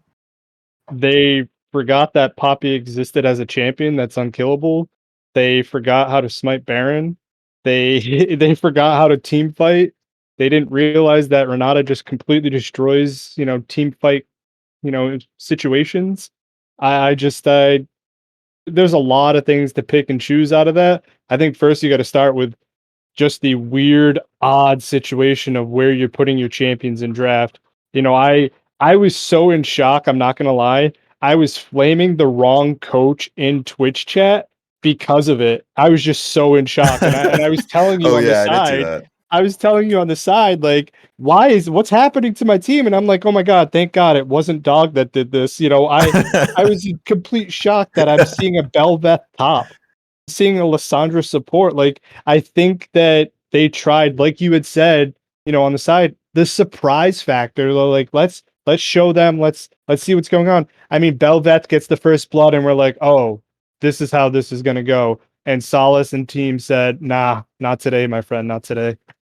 Absolutely. What I will say that does give me hope for TD Aftermath is the first 28 minutes where they did pretty much for the most part have the priority over those dragons, right? Stacking that pretty much non-contested Infernal Soul at a very early time. I think it might have been around the 25 to 26 minute mark, which is like almost like as soon as the dragons were up, they were taking them. The Rift Heralds did go in favor of Dorado Gaming Chi. But I did for a second think that maybe this was like the new meta. Maybe they had figured out something that we didn't know. And I think there is something there, right? I think what really happened was a bit of an implosion. I don't think it was a champions that happened. I don't think it had anything to do with the patch changes. I really think there just must have been an implosion in synergy and what they wanted to do to close out the game. Dorado Gaming Chi, though, coming through off the back of, again, Solus, that player of the week, and also I believe some sort of champion here. But off the back of those keepers' verdicts, right? That Poppy ultimate that really just put the ban hammer on some of the stronger champions, right? And Furnace on setting the map ablaze on Shyvana, but not so much when Poppy is around, as well as every time Zach went in and Poppy was there, Zach got deflected by that W on the Poppy. So for Dorado Gaming Chi here, do you think that do you think that there's a chance that they could use this momentum to maybe, instead of having to wait 40 minutes to kind of come online, right? They did take a while to really start showing that they had a chance of winning, right? I don't think there was much there until that Baron steal by Gumbers that came through, which was also kind of strange and it's in a way, right? You were kind of talking to me about that. Can you tell me a bit more about that flip with Gumbers and that Baron steal? Yeah, absolutely. So what happened was you had the Hecarim that went in almost at like the wrong time. It was almost at like 2,500 health. It's going to have to sit there. He's going to have to tank it and DPS it and try to stay alive. And that's exactly what she did. She stayed alive. The Renata ult came over at the perfect timing. It set up the team nicely, and she was able to steal that Baron. And it basically, that point on, transitioned the game into, okay, DOG, they've got the chance to come back in this. They're going to come back, and they're starting to, push the momentum in their favor. At that point, the money doesn't really, the gold isn't really going to be doing anything. It's those big buffs. And like you had said, the TDA had the 4 dragons uncontested. They had it. They gave the Shyvana the buffs, and it was just one of those things where that right there, on top of the Solace, carry, is what swing the game and the momentum in their favor. going into game 2, they have to ride this wave. They have to be like on some early game champions with some, slight scaling. I really like it wasn't the end all be all, but I really didn't like the Varus bottom lane. He did this weird like crit Bork build, not lethality, nothing like that. I just didn't like it. It was more of like, I'd rather see something like the Aphelios or the Jinx or something like that, just so that way we have that hyper scaling. Or even if you're going to play the early game, go Lucian Braum, something like that, where you're going to be able to win early game and snowball a little bit, because they contested 0 dragons, they had 0 prio in lane, and it just wasn't happening in the early game. Absolutely right. He did have to go that on-hit build because the other team was so tanky. I believe the draft is ready for us here. So as we continue talking about champions, we're going to start to pull up the draft and talk about their picks here. I do want to just kind of throw some light to a couple of unexpected unsung heroes, also on Dorado Gaming Chi with their picks coming through. I think Gumbers, not just that Baron Steel, but I think the Hecarim ultimate, and even more so Zorinth as the support with those hostile takeovers really did have a big impact in some of those team fights. Maybe not so much as they would have liked in those early games, but definitely towards that later half, with all of the champions on TD Aftermath kind of being close contact with the Samira and the Zac and the Shyvana, and all being auto attack based Bel'Veth, right? That hostile takeover is going to have a big impact. Do you think that we're going to see more of a nada out of Zorinth in that bot lane? Or when you say that you want to see like Patrol and Zorinth switch it up, like what are we looking at, right? What is this dynamic duo pair that we're kind of looking for in this bot lane to help Dorado Gaming Chi close us out too well? I would really like to see an early game type of champion like the Lucian Braum. I really think Zorinth played really well on the Renata late game. The hostile takeovers were perfect. No denying that they basically changed the team fights when the Bel'Veth, like they said on the cast, the Bel'Veth is like a Master Yi. Okay, now when that Master Yi is attacking their own team, that's a huge type of vault change. But I just didn't like the Varus in the early game. I didn't like the Renata in the early game. If they switch it up, maybe just change the ADC around, keep the Renata. I don't see, Aftermath letting. I was gonna say I don't see. It's either the Poppy or the Renata that's going here, and it was definitely the Poppy in the band. But I want to see something different just from Patrol. We saw the Ashe, we saw the Varus. I wouldn't mind, honestly. I wouldn't mind seeing the Jinx, but that's just me personally.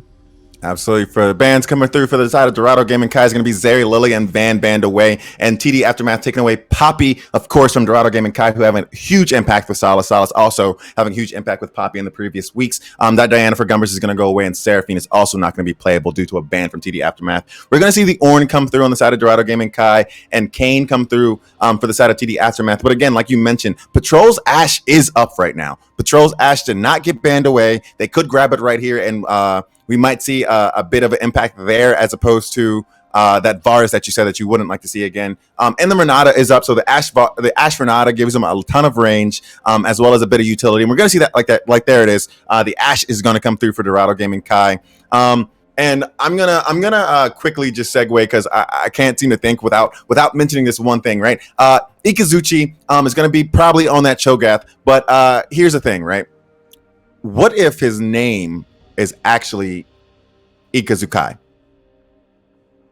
Do you think that's the case, or do you think it's she? I don't even know how to respond to that right now. You got me so off guard, I'm not gonna lie to you. I think this is the first time I've ever broke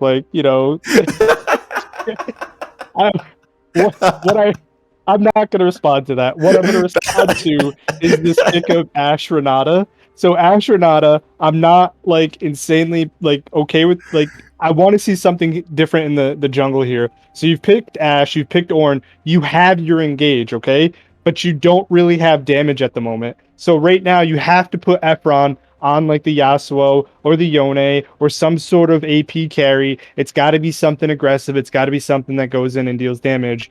And I would really me personally, I'm picking a Nocturne here in the jungle because you've got the Ashe engage, you got the Renata engage, and Nocturne's basically just flying in. The only problem is we don't see the ADC or the mid laner. If they're not squishies, if they're not somebody you can instantly kill with the Nocturne, it doesn't look right. Right now we got the Cho'Gath top. the Kane jungle and the Braum in the bot lane. If we see a Lucian here from TD Aftermath, I'll be really happy just because I want to see those early TD Aftermath continue with the early prio, the early push, getting the dragons.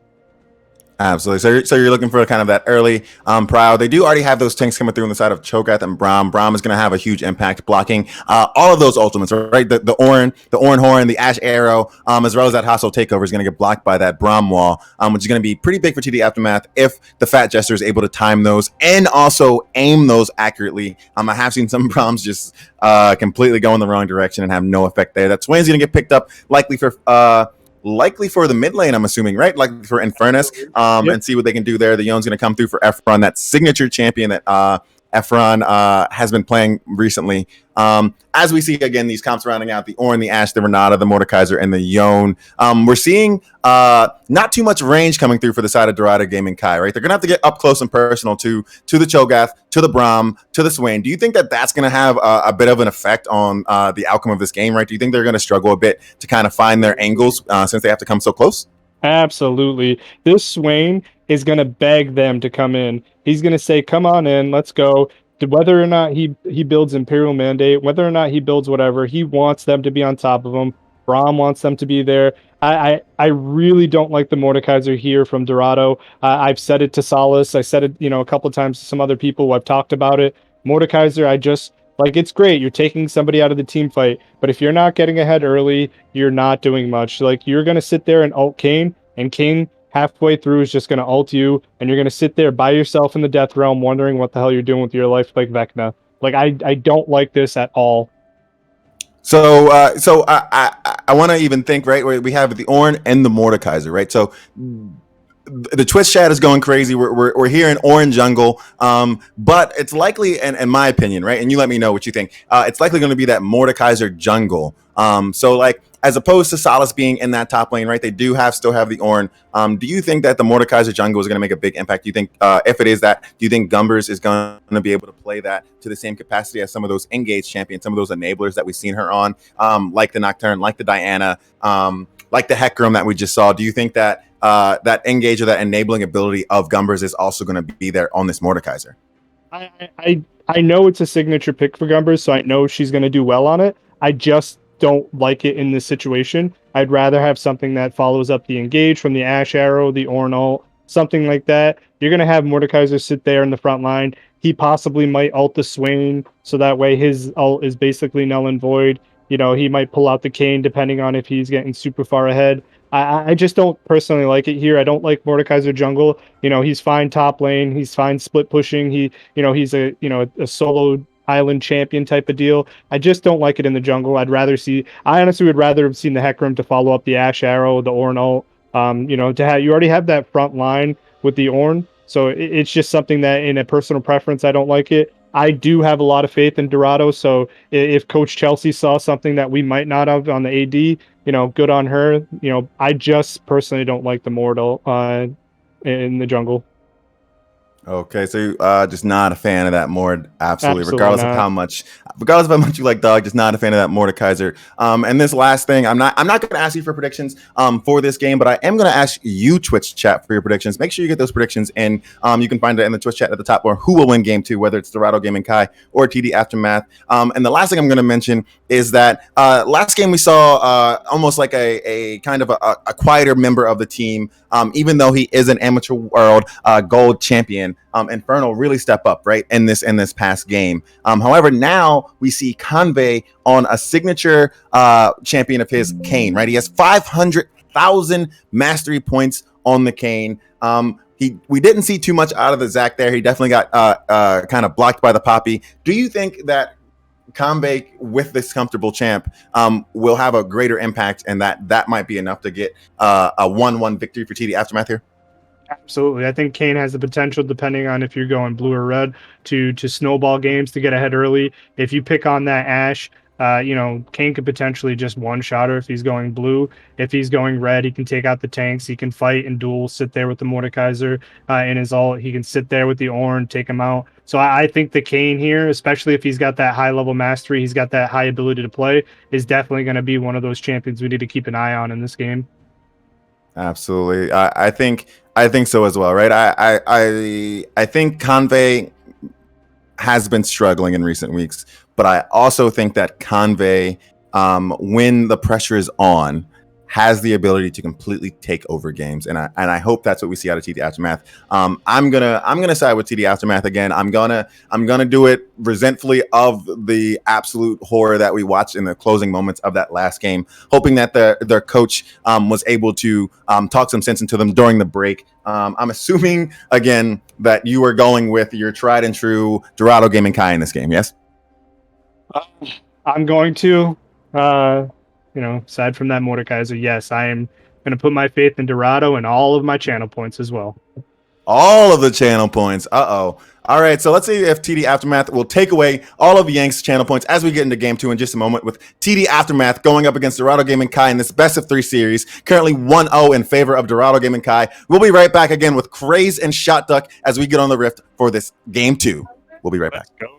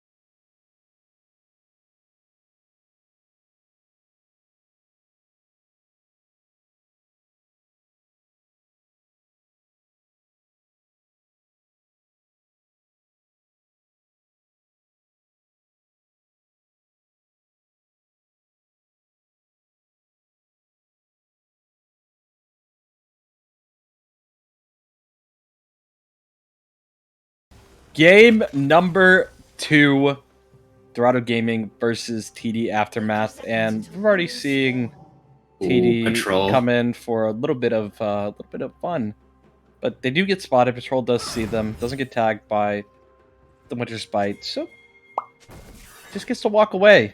I feel like if they go down closer to the tower and up through the tri-bush, they get Patrol there. But they got really didn't get much information out of that either. They did put a ward on the red buff. All right, it's all good. Successful invade. I like it. Guys, we now know where Mordekaiser jungle is starting. I know, right? Oh my god. Well, GG's. oh, never mind. FF. I mean, that's 1 CS. That's gold lead. 50 gold lead. No, not even 50 gold. That's 5 gold, right? I don't even know. They should have gave it to a laner for XP. Oh shit, that's actually totally true. That would have been good. That's the meta behind the meta play right there. That's a big brain. But nope, no early level 2 for bot lane. Sad, crying.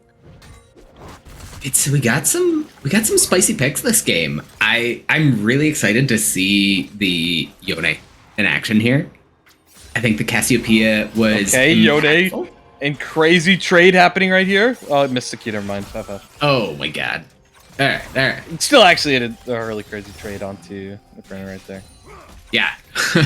Successfully playing the level advantage, hitting 2 first. Bot lane is going to be a little bit sleeper here. I don't think Braum Aphelios have really anything to do for this lane. It's really rough. Would you agree? I mean, Aphelios is a champion that I think is really, is generally always really good. Like, insert 500, 200 years memes here.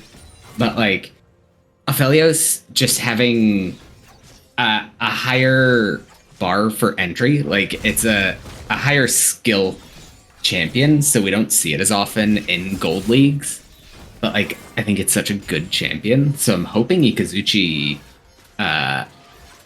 is better on the Aphelios than on the Bel'Veth. No flame. Yeah, I was just thinking, like, for bot lane, like, Senator. Honestly, Braum is such a weird pick because it feels like right now there's not really a lot of, like, AECs that you actually want to pick him with, but a lot of times he's really good for the game, right? Braum is so good this game, but in bot lane with Aphelios, you'd rather have either, like, a hard engage like Nautilus or Thresh or something, or an Enchanter, right? Yep. So I just don't think there's much that's going to happen early in bottom. Well, at least not on the side of TD here. They don't have a lot of pressure in the lane, I would say. It does genuinely hurt the overall Kayn game plan too, because like you look at the lanes, because Kayn wants to be active early to get the form change early. Speaking about being active early, Gravitum is available for Ikazuchi, but actually gonna get face checked. Okay, and the flash is gonna have to get used here. He gets rooted up at the Gravitum, and the stun does come through. He's burning away. Exhaust is gonna be used. Patrol is like single-handedly trying to push them all away. Leave my support alone. Ikazuchi is playing with fire. Doesn't realize he has cleanse and not heal, so he cleanses and flashes there. Yeah, and in the end of it, like, even though that was a good play that started off as a good play for TD, they come out the worse on summoners. Like, it was 2 for 3 on summoners, which is, like, other than kills, that's the only metric we have to go on. But, yeah. And I mean, okay, so Dorado has an Ignite still, so they really have the advantage in these fights going forward. Find Convey here. And now, unfortunately, he's on the wrong side, but can Kylal get here? He cannot. Yo! Convey just flashed that wall. He is feeling it. Probably going to want that summoner back. I don't know if that was a misclick or he just really thought Gumber's was right there. That's a player who wanted red orbs. 100%. Hashtag worth. Yeah. It feels so... Oh, this is such a bad spot to be Cho'Gath right now. Kylal is stuck. He has to, like... He's very low mana. This wave is not helping him. It's pushing into... Solus right now. And just, like, the trades have been going so much in Orin's favor. Just, like, I mean, look at the CS modernity. Yeah, Orin is the tank of tanks. I think there's only like one tank that is like become exceptionally Orin-like in top lane, which is like Sejuani. Sejuani is crazy in top lane right now, but besides that, there's no other tank that like can match Orin in presence of trading pattern. And I mean, we'll see when the new tank comes out later this year, but like, yeah, Orin just is the alpha tank.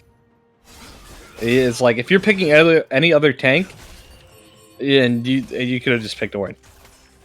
That's what it feels like a lot of times.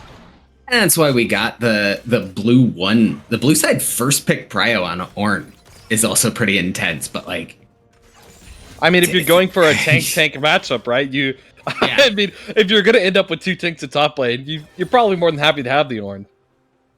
And that's probably the scouting done on Kythal. That Kythal, I haven't looked at the OPGG, and I guess their read was this was going to be a tank matchup, so getting the Ornn was more important than getting a different prio pick.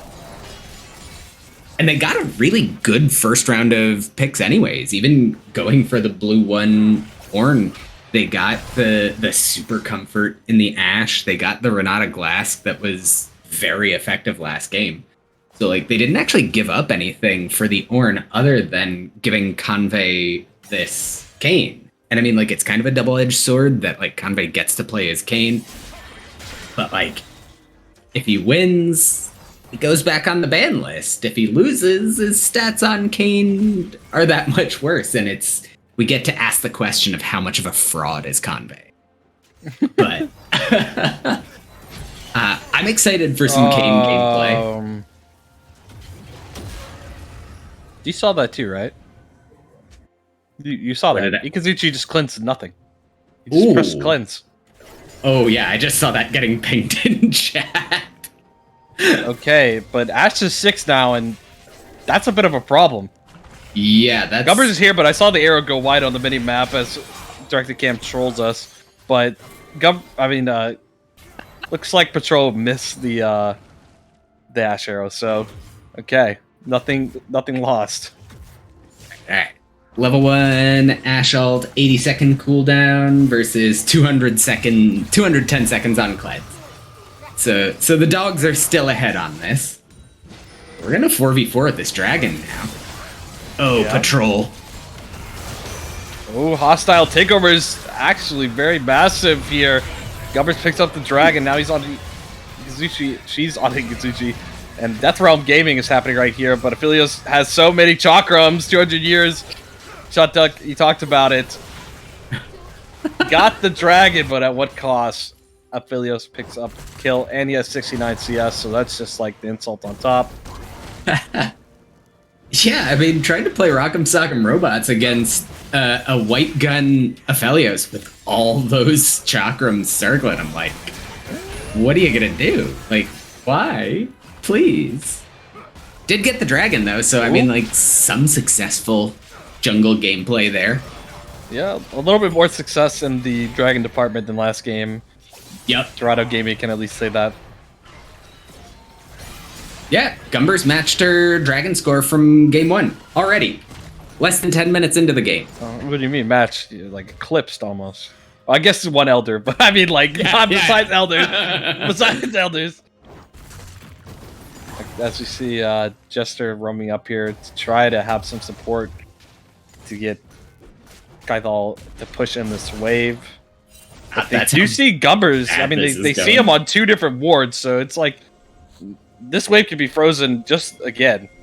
Ashe arrow even was expended there. I mean, the wave has ended up in the exact same spot, but now Convey's here. Now it's a 2v3, and Gumbers is getting abated a little bit here.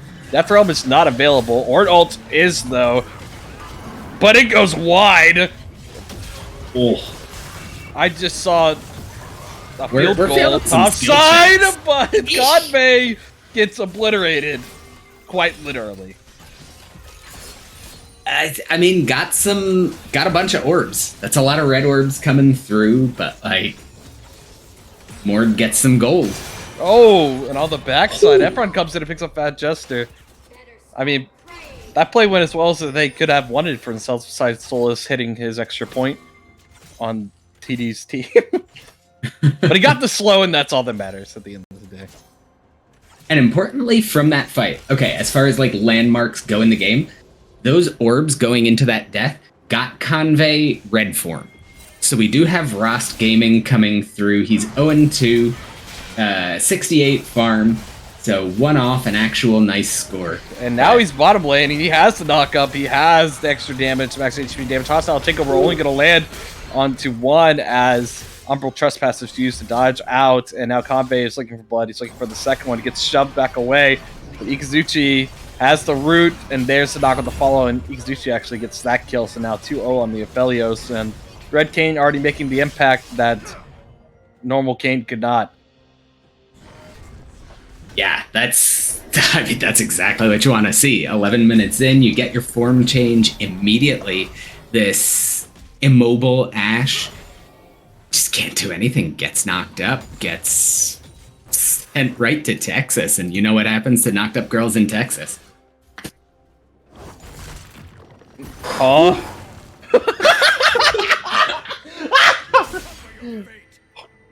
So I think just slipped that one in, okay. Alright. So, I mean, immediately getting the gold back.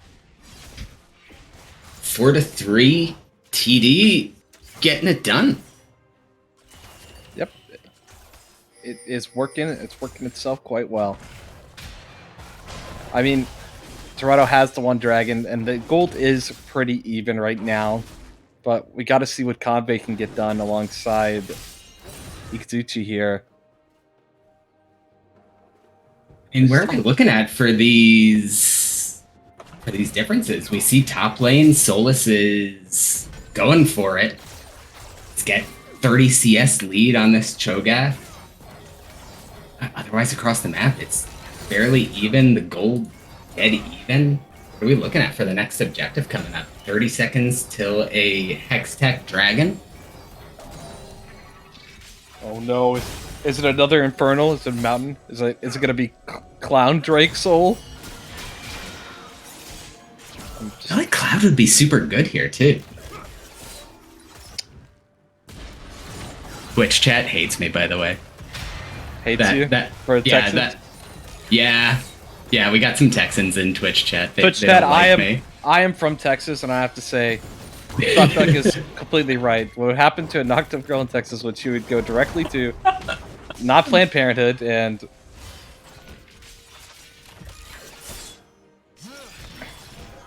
sorry, right, I mean, it's the dragon, Hextech Dragon channel banned.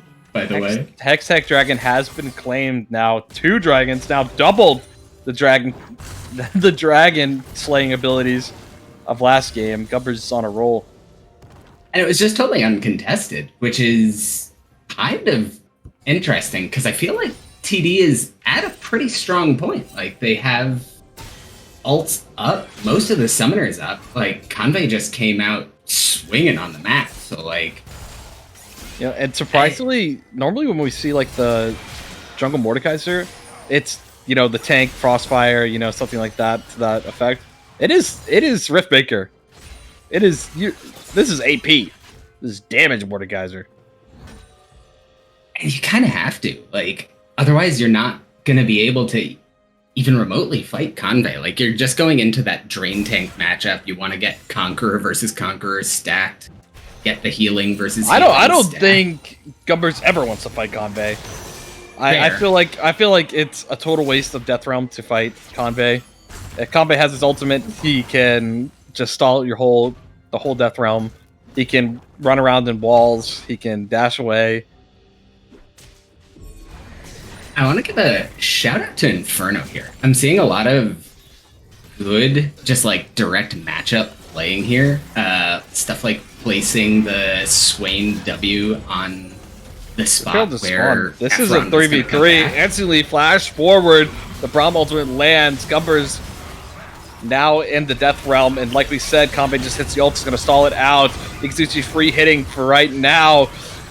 They find the knockup onto Patrol. Patrol is burning down. Bayleight's got a proc. Can he get it? He does get the refresh, but he's going to go down either way because Inferno makes his way down here. Efron instead pushing out the mid wave. They're now picking him to keep hitting the tower, but only left alive is poor Miss Glass. Yeah, no plates to get. Just getting beaten on the roam. And we saw it in game 1 too. Inferno was definitely quicker on the roams than Efron. And so that's where we got Like, Inferno got gigantic, was at like 9 kills at one point, had a massive level lead, and was generally, I feel like, more impactful than Efron. And I mean, Efron got the win in the game, so who can really talk shit? But like, just interesting to see that pattern continue with Inferno having the jump on the team objective. And I mean, Swain is 3 kills, has Leandri's. It's gonna be a bit of a problem, especially when it comes to team fights. Yeah. Swain is kind of a monster of a champion right now, and with everybody on the side of Dorado having to go in to commit into diving onto TD here, Swain is going to feel very, very impactful. Efron hasn't gotten, like, definitely has been trying, going for these kills, going for the aggressive plays, but it just hasn't happened. Like, the kills have been coming in elsewhere, coming in these team fights. So the mid lane matchup is pretty solidly, I want to say, in Inferno's favor here. Second Herald already getting attacked. The first one led to Dorado dying, but they did get the bot side tower, and now they want the second one. Efron goes in here trying to stall a little bit, but here's the Ornn ultimate, but it doesn't come back. Down goes Fat Jester, though. Souls take him down, and now the hostile takeover, Convey in a little bit of trouble, and now it's just Mordekaiser's show. He's in the middle of everyone. Gumbers is taking down so many people. She takes down one, takes down two. One going over to Patrol, the other one going over to Solus. Solus gets a shutdown onto the Swain. I mean, that was just a stacked fight, and it was a 4v5. Yeah, going for the 4v5. Oh! Zushi tried to make a hero play, but he turns out to be a 0. Okay, that was the, like, day one, the release Aphelios highlight reel. Like, when the internet was all about, like, the 200 years memes, and it was the Aphelios, like, one-shot, like, 5-man ult pentas. Like, I think he hit 2 people with that. And didn't have quite the same highlight reel effect okay, there. Ikazuchi. Gotta calm down a little bit. One item Aphelios going crazy. Gonna need at I'll least give him 3. credit for trying. Like, genuinely, I'll give Ikazuchi credit for trying. The difference between 4-for-0 team fight and a 5-for-0 team fight isn't massive in that moment. But, like, we're looking at 100% objective control. It might feel a little bit massive if this dragon fight starts soon. It won't be any Moonlight Vigil. Honestly, you're right. We're getting this dragon fight right away. I mean, Ornn ult is available. Renata ult not up yet. Death Realm not up yet, so they might not actually want to fight this. They know they have 2 dragons. They know they have the advantage. Maybe they're just going to push for mid, get the inside track on the tower, and try to force. I mean, they know that Dorado has this Aphelios. They have the Cane. They have the scaling down the wazoo. So Herald. Got the Herald. Go for the early win. Try to get as much gold as early as possible. They're going to get the double crash here. And now they have to be very careful how they exit out. Nice dodge on the knockup by Solus. They're fighting into this choke. Ornn ultimate finally coming through. Gumber's now in the death realm. Ornn hits onto 2. And it's just a straight front-to-back team fight. And Ikazuchi is not dealing enough damage. Gumber's barely going down, but there's the Moonlight Vigil. Ikazuchi does pick one up. Now they're trying to chase a little bit. Decide they're going to back out and call it a day. One tower goes down, and it's 2-for-1 trade. Was it 2-for-1? I thought it was just 1-for-1. The junglers were the only ones who died. Oh, Efron going fishing for Ikazuchi there. I thought that was a tag, but Efron doesn't have the Yone ult. That Fate sealed was not quite so sealed in that moment. Oh. And I thought the call to Forge God was going to be absolutely huge. Only ended up hitting 2 people. It's kind of sad. I mean, the skill shots have been, like, a little bit off. Like, the Ash arrows have been not as, like, laser guided as we've seen in some games. The Ornn ults have, we've seen a couple whiffs on Ornn ults. We've seen at least one whiff on the Fate. Dude, seal. I thought that fight was going to be so much worse for TD. I mean, you're fighting into a choke against Ornn, against Ashe, against Renata hostile takeover, against Mordekaiser, who's able to splash his damage onto everyone with, like Fate sealed. Like I thought it was going to be a wipe, and it was only just 1-for-1. And I was just like, oh, that was more tame than I thought it would be. There was so much going on in that moment that I'm guessing they saw the Braum shield was down, because that was like, conversely, that was the chance for Fat Jester to be absolutely just massive in that choke point. Like, putting up that Braum shield has the ability to block all of those big cooldowns, those big team fight spells. But what should have been so massive, I guess the teams just played kind of cautiously. Didn't want to go all in. And I mean, TD had the chance. Like, if that goes badly, TD could lose the game at that moment. Kind of early for like a Nexus to explode, but like, could have been. Bruno might be in a little bit of trouble here. Oh. Gumbers, he's here. Gonna pop the Death Realm. Swain trying to walk this one out. Inferno's gonna get clapped very quickly, I assume. Okay. Missed the Obliterate, but the autos are enough. Yeah, good on Inferno dodging all the abilities, but then just got right-clicked down. Gumbers did. I think I just saw it. Ghost. I think I just saw an Ord item across my screen. Maybe the Wormfall and Sacrifice going on to Patrol.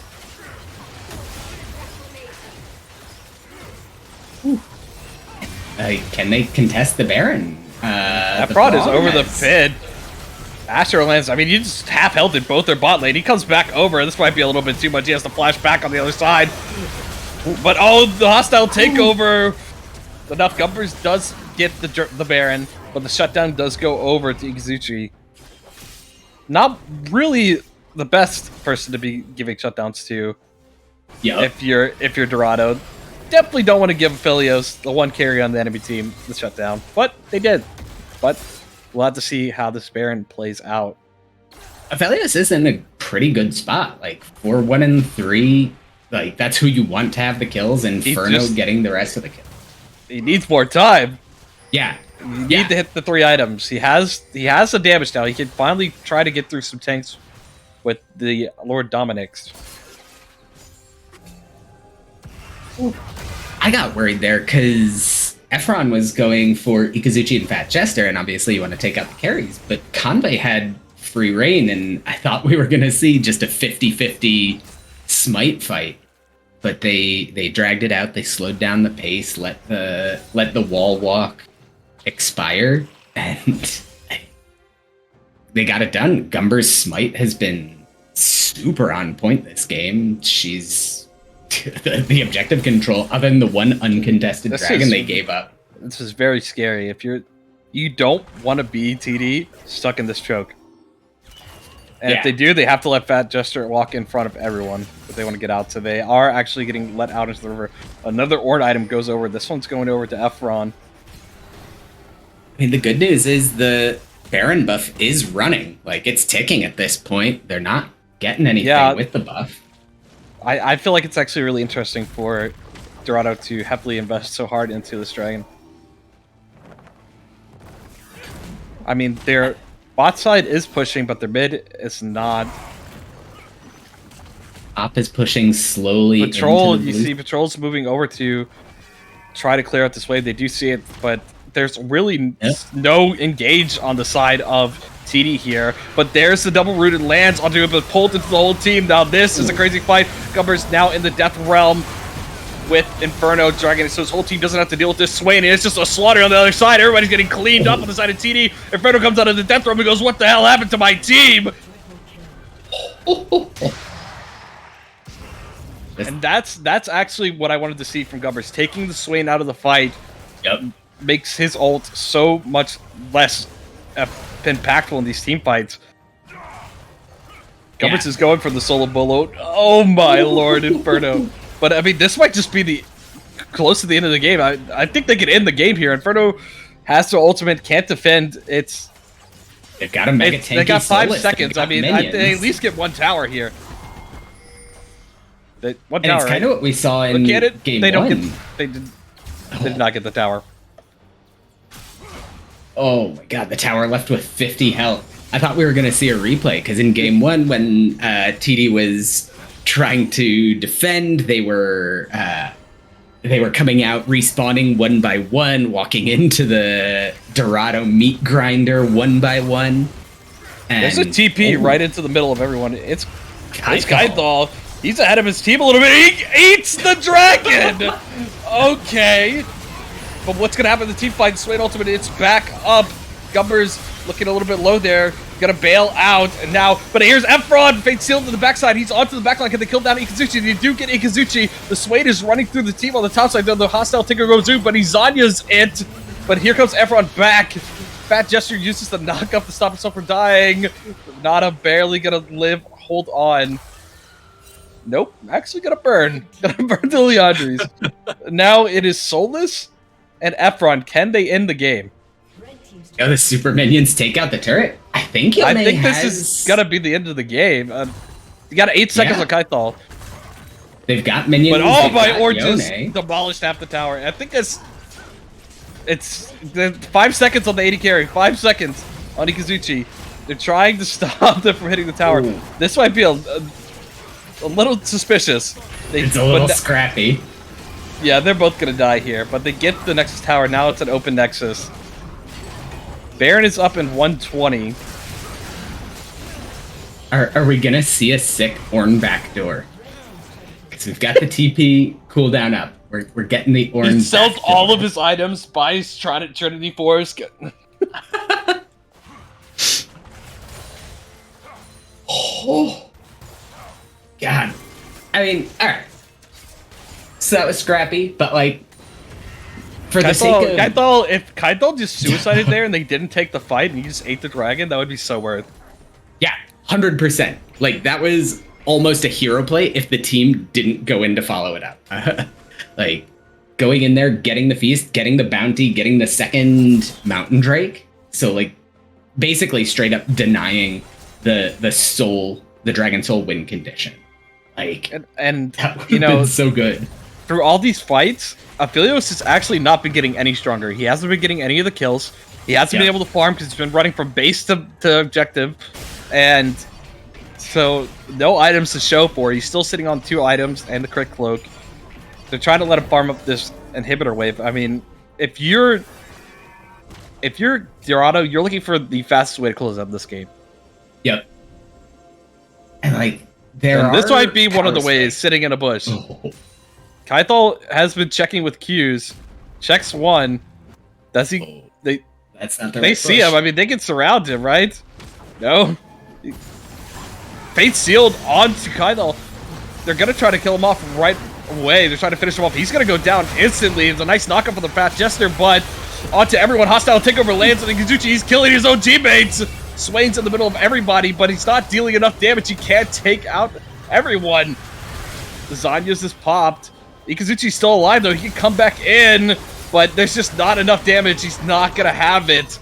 And now this will certainly be the end of the game. Oh my god, the hostile takeover was so good there. Like, everything was going in. Convey got like a massive knock-up with the Kane W. It was looking like it was okay. Not great, but like okay. Especially with the Ornal, the second part getting not getting hit for the knockup. But the Zorenth with the hostile takeover. So good. I mean, so clean again. You think about like the 2 things we wanted to watch this game was 1, Convey on Kane, 2, Jester with the Braum and how effective it could be. The Braum felt very ineffective. I don't remember Braum blocking anything in this crucial team fights. I saw the orange ults fly through. I saw the Renata ults fly through. And then Convey, I think we're on the fraud alert kind of here. 2, 8, and 7. That is not what you want to see on the Kane that's been getting banned every week. Maybe. Yeah. I mean, the discussion was like the Mordekaiser versus the Kane. Like, how does Mordekaiser 1v1? He doesn't. Anyone He versus just- Mordekaiser can dominate. I mean, Gumbers kind of silenced the haters here. I mean, yeah. I mean, Gumbers did, especially at that Dragon fight, taking the Swain out, did exactly what their team needed. And I mean, I it sounds like we're gonna hear all about how successful this Mordekaiser is, Yep. because we've got an Mis- interview Mis- coming up with Mr. Gumbers. Yanks is gonna eat his words. Finally gonna taste a little bit of the backlash from the community. Well, everybody stick around. Dorado Gaming 2-0 victory over TD Aftermath. We'll be right back with an interview and back with the AD. So stay tuned.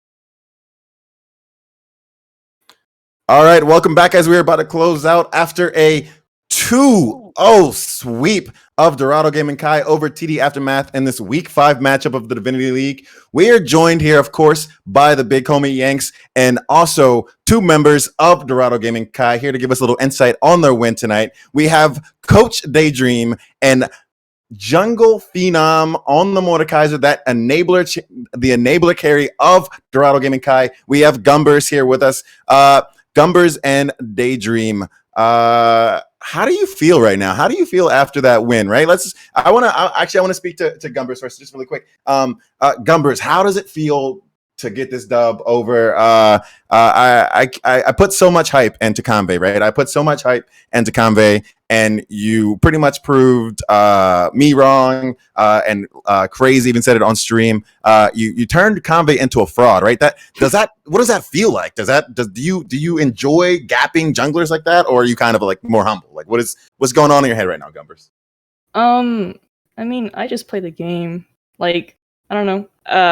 A lot of people hype me up. I don't really see the hype. I think I just play the game slightly better than other people in terms of what to do and when to do it. It's not so much as like a skill gap or anything. It is a slight jungle diff, but I think Convey is a very. I think you're being Convey is. I mean, Convey is 2-8. 2-8. Okay, if we're talking about this game alone, everyone hyped up Kane, his Kane in particular, but I feel like Kane and comp and overall is just not that good, in my opinion. That's just me, though. That's fair. Kane did receive those nerfs in this past patch, but was pretty dominant solo queue. So I definitely see where maybe that solo queue doesn't transition over into the team play. But Yanks, dog, you had a lot of talk about Gumbers Mordekaiser. What's going on in your head? What kind of questions? I'm not gonna lie, like I'm simping over the team in general. I really like Dorado. I think I really like connected well with Solace in the interview. You know, it's a team that I look forward to in the future watching. I just don't like the Ashe and Mordekaiser. But I mean, you're sitting here proving me wrong, destroying a team, 2-0ing another 3-1 team. I mean, right now in my mind, it's a race for first with Off-Deza and Dorado, and it's hard to put who's better at this point. And it's like, is there a better team that can punish this Mordekaiser pick? I don't know, but it's until somebody has an answer to it, I guess you just keep picking it, right? Well, let's even unpack some of that, right? Because we have the mastermind of the draft, right? We have the mastermind of these picks that were kind of questionable to you. With us, Daydream, coach of Dorado Gaming Chi. Daydream, can you run us through a little bit, right? Wait, maybe not giving away too many of the secrets or the pro strats. Can you run us through a bit of kind of your prep process or your analytical process to kind of come through with these drafts that have been so successful for Dorado this split? Yeah, drafting's really easy. You just pick good champions, and then when the enemy team picks bad champions, you win the game. If that's not flame, I don't know what is. Nah, I had to draft against Bel'Veth top Shyvana mid. Like, I don't know. I mean, right, but thinking about that draft, like, did you have any clue? Because like I called it out, like when we're seeing it live, I'm calling it out as like the Zac support probably, and then the Bel'Veth jungle with the Shyvana top. Are you going into the game thinking the exact same thing, or are you thinking like, hey, they're throwing us a curveball, we don't know what's going on, Solace, be prepared? Nah, I just was like, yeah, they're griefing their own draft to confuse me, which like that's their right. I don't get their draft link. That's they get to do whatever they want with that. But I don't know. I mean, considering the draft was that bad, they played it pretty well. Shyvana got pretty ahead, but I don't know. I think like 40 minutes into the game, like both teams realized that they didn't have champions on that team, and then we won. I also think like one of the big takeaway too is obviously, like Gumbers was saying, it is a jungle gap, because if you can't smite the Baron, you're not going to win the game. And obviously that's what we saw in game 1. But I want to talk about that game 2. Gumbers, every time you were going into the team fight, is your goal to hey, I'm like on Swain duty. I'm trying to find him and look for him and basically take him out of the fight. Because early on, like you were ulting like the Kane, and he did exactly what we had called out. He's sitting there on the walls, he's ulting you, so you're sitting there just doing nothing. And then you ult the Aphelios early and he 1v1s you, but then you're starting to ult the Swain, it takes him out of the fight. And we heard the casters, looks like the Swain's gone, gone missing, and then your team basically just mops up. Is that what you had planned going into every team fight? I want to know that aspect. Yeah, I think during draft we saw the Swain pick mid, and so we were already debating on, or like we had an idea to pick Mordecai as a jungle, and with the Swain pick, and since Efron plays Yone, it was like a no-brainer because my Diana got banned, so we needed like another AP jungler, so we went Mord, and we went into the game with the goal of just me ulting Swain. But at first, it was more so like just ult whoever's close and who you think is the best choice. Obviously, the first two fights when I didn't ult Swain, it didn't really turn into our favor. So, like, as a team, we all were just like, "Hey, I'm as Mord, I'm gonna ult the Swain. He's just not gonna be able to do anything." So, and I trust my team. So, Rightfully so, right? Rightfully so, because we're definitely hyping you up, Gumbers, here, as well as the draft from Daydream. But the rest of Dorado is absolutely just also very good players, very good League of Legends players in this League of right? And in this last game, Salas going 5-1. As well as the rest of the team pretty much having incredible KDAs, 7-2 on Efron, 7-4 on Patrol with that signature Ashe, and then Zorth as well coming through with a 7 KDA. Picking up all of those assists. I wanna as we begin to maybe even like close this out a bit. I want to switch gears, right? And I want to take us away from the games that were played, right? I think it was definitely clear that who was the better team in this match.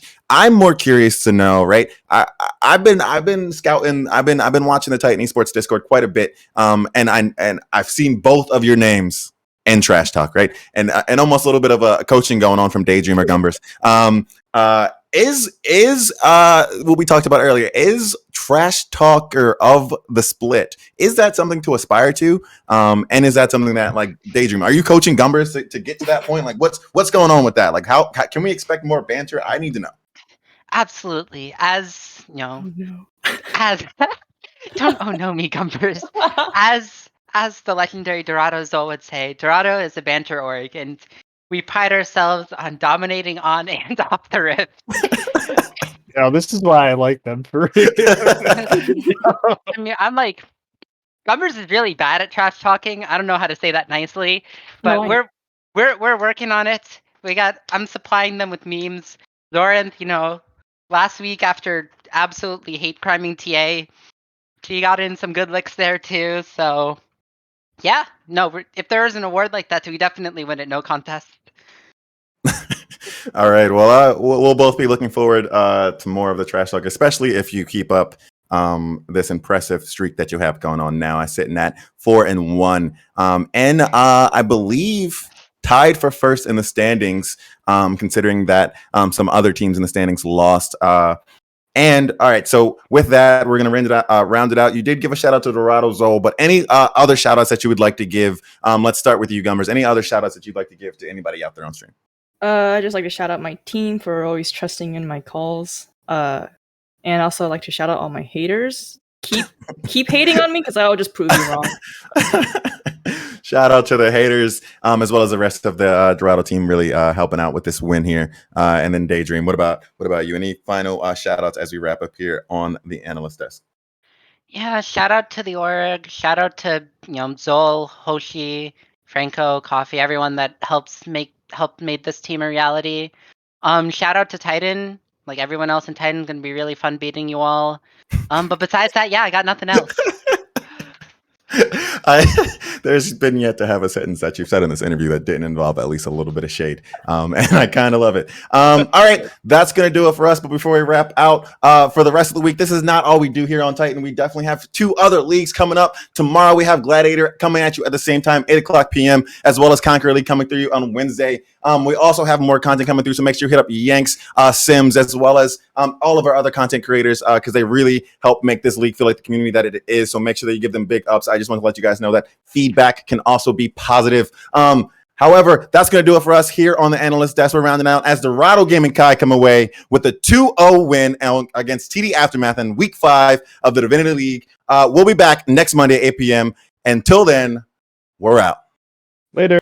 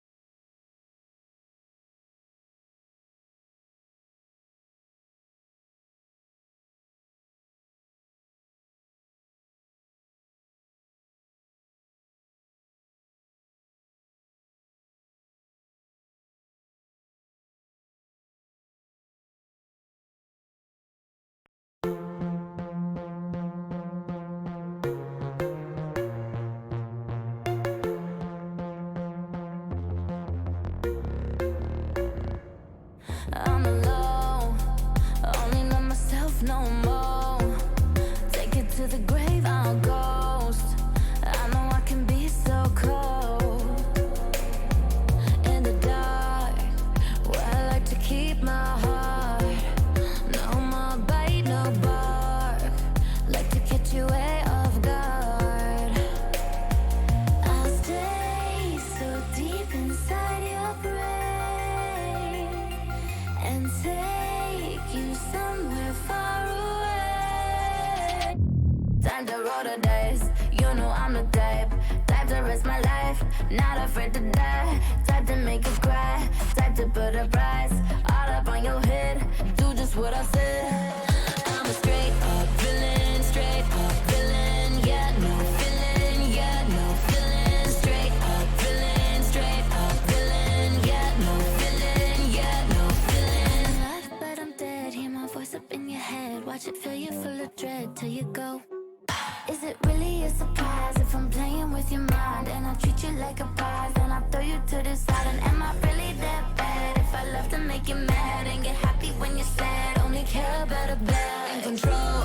That's how I like it, and I'm never letting go. Nah, never had a soul, so you ain't taking nothing from me when you go. Nah, I'll stay so deep inside your brain and take you somewhere far away.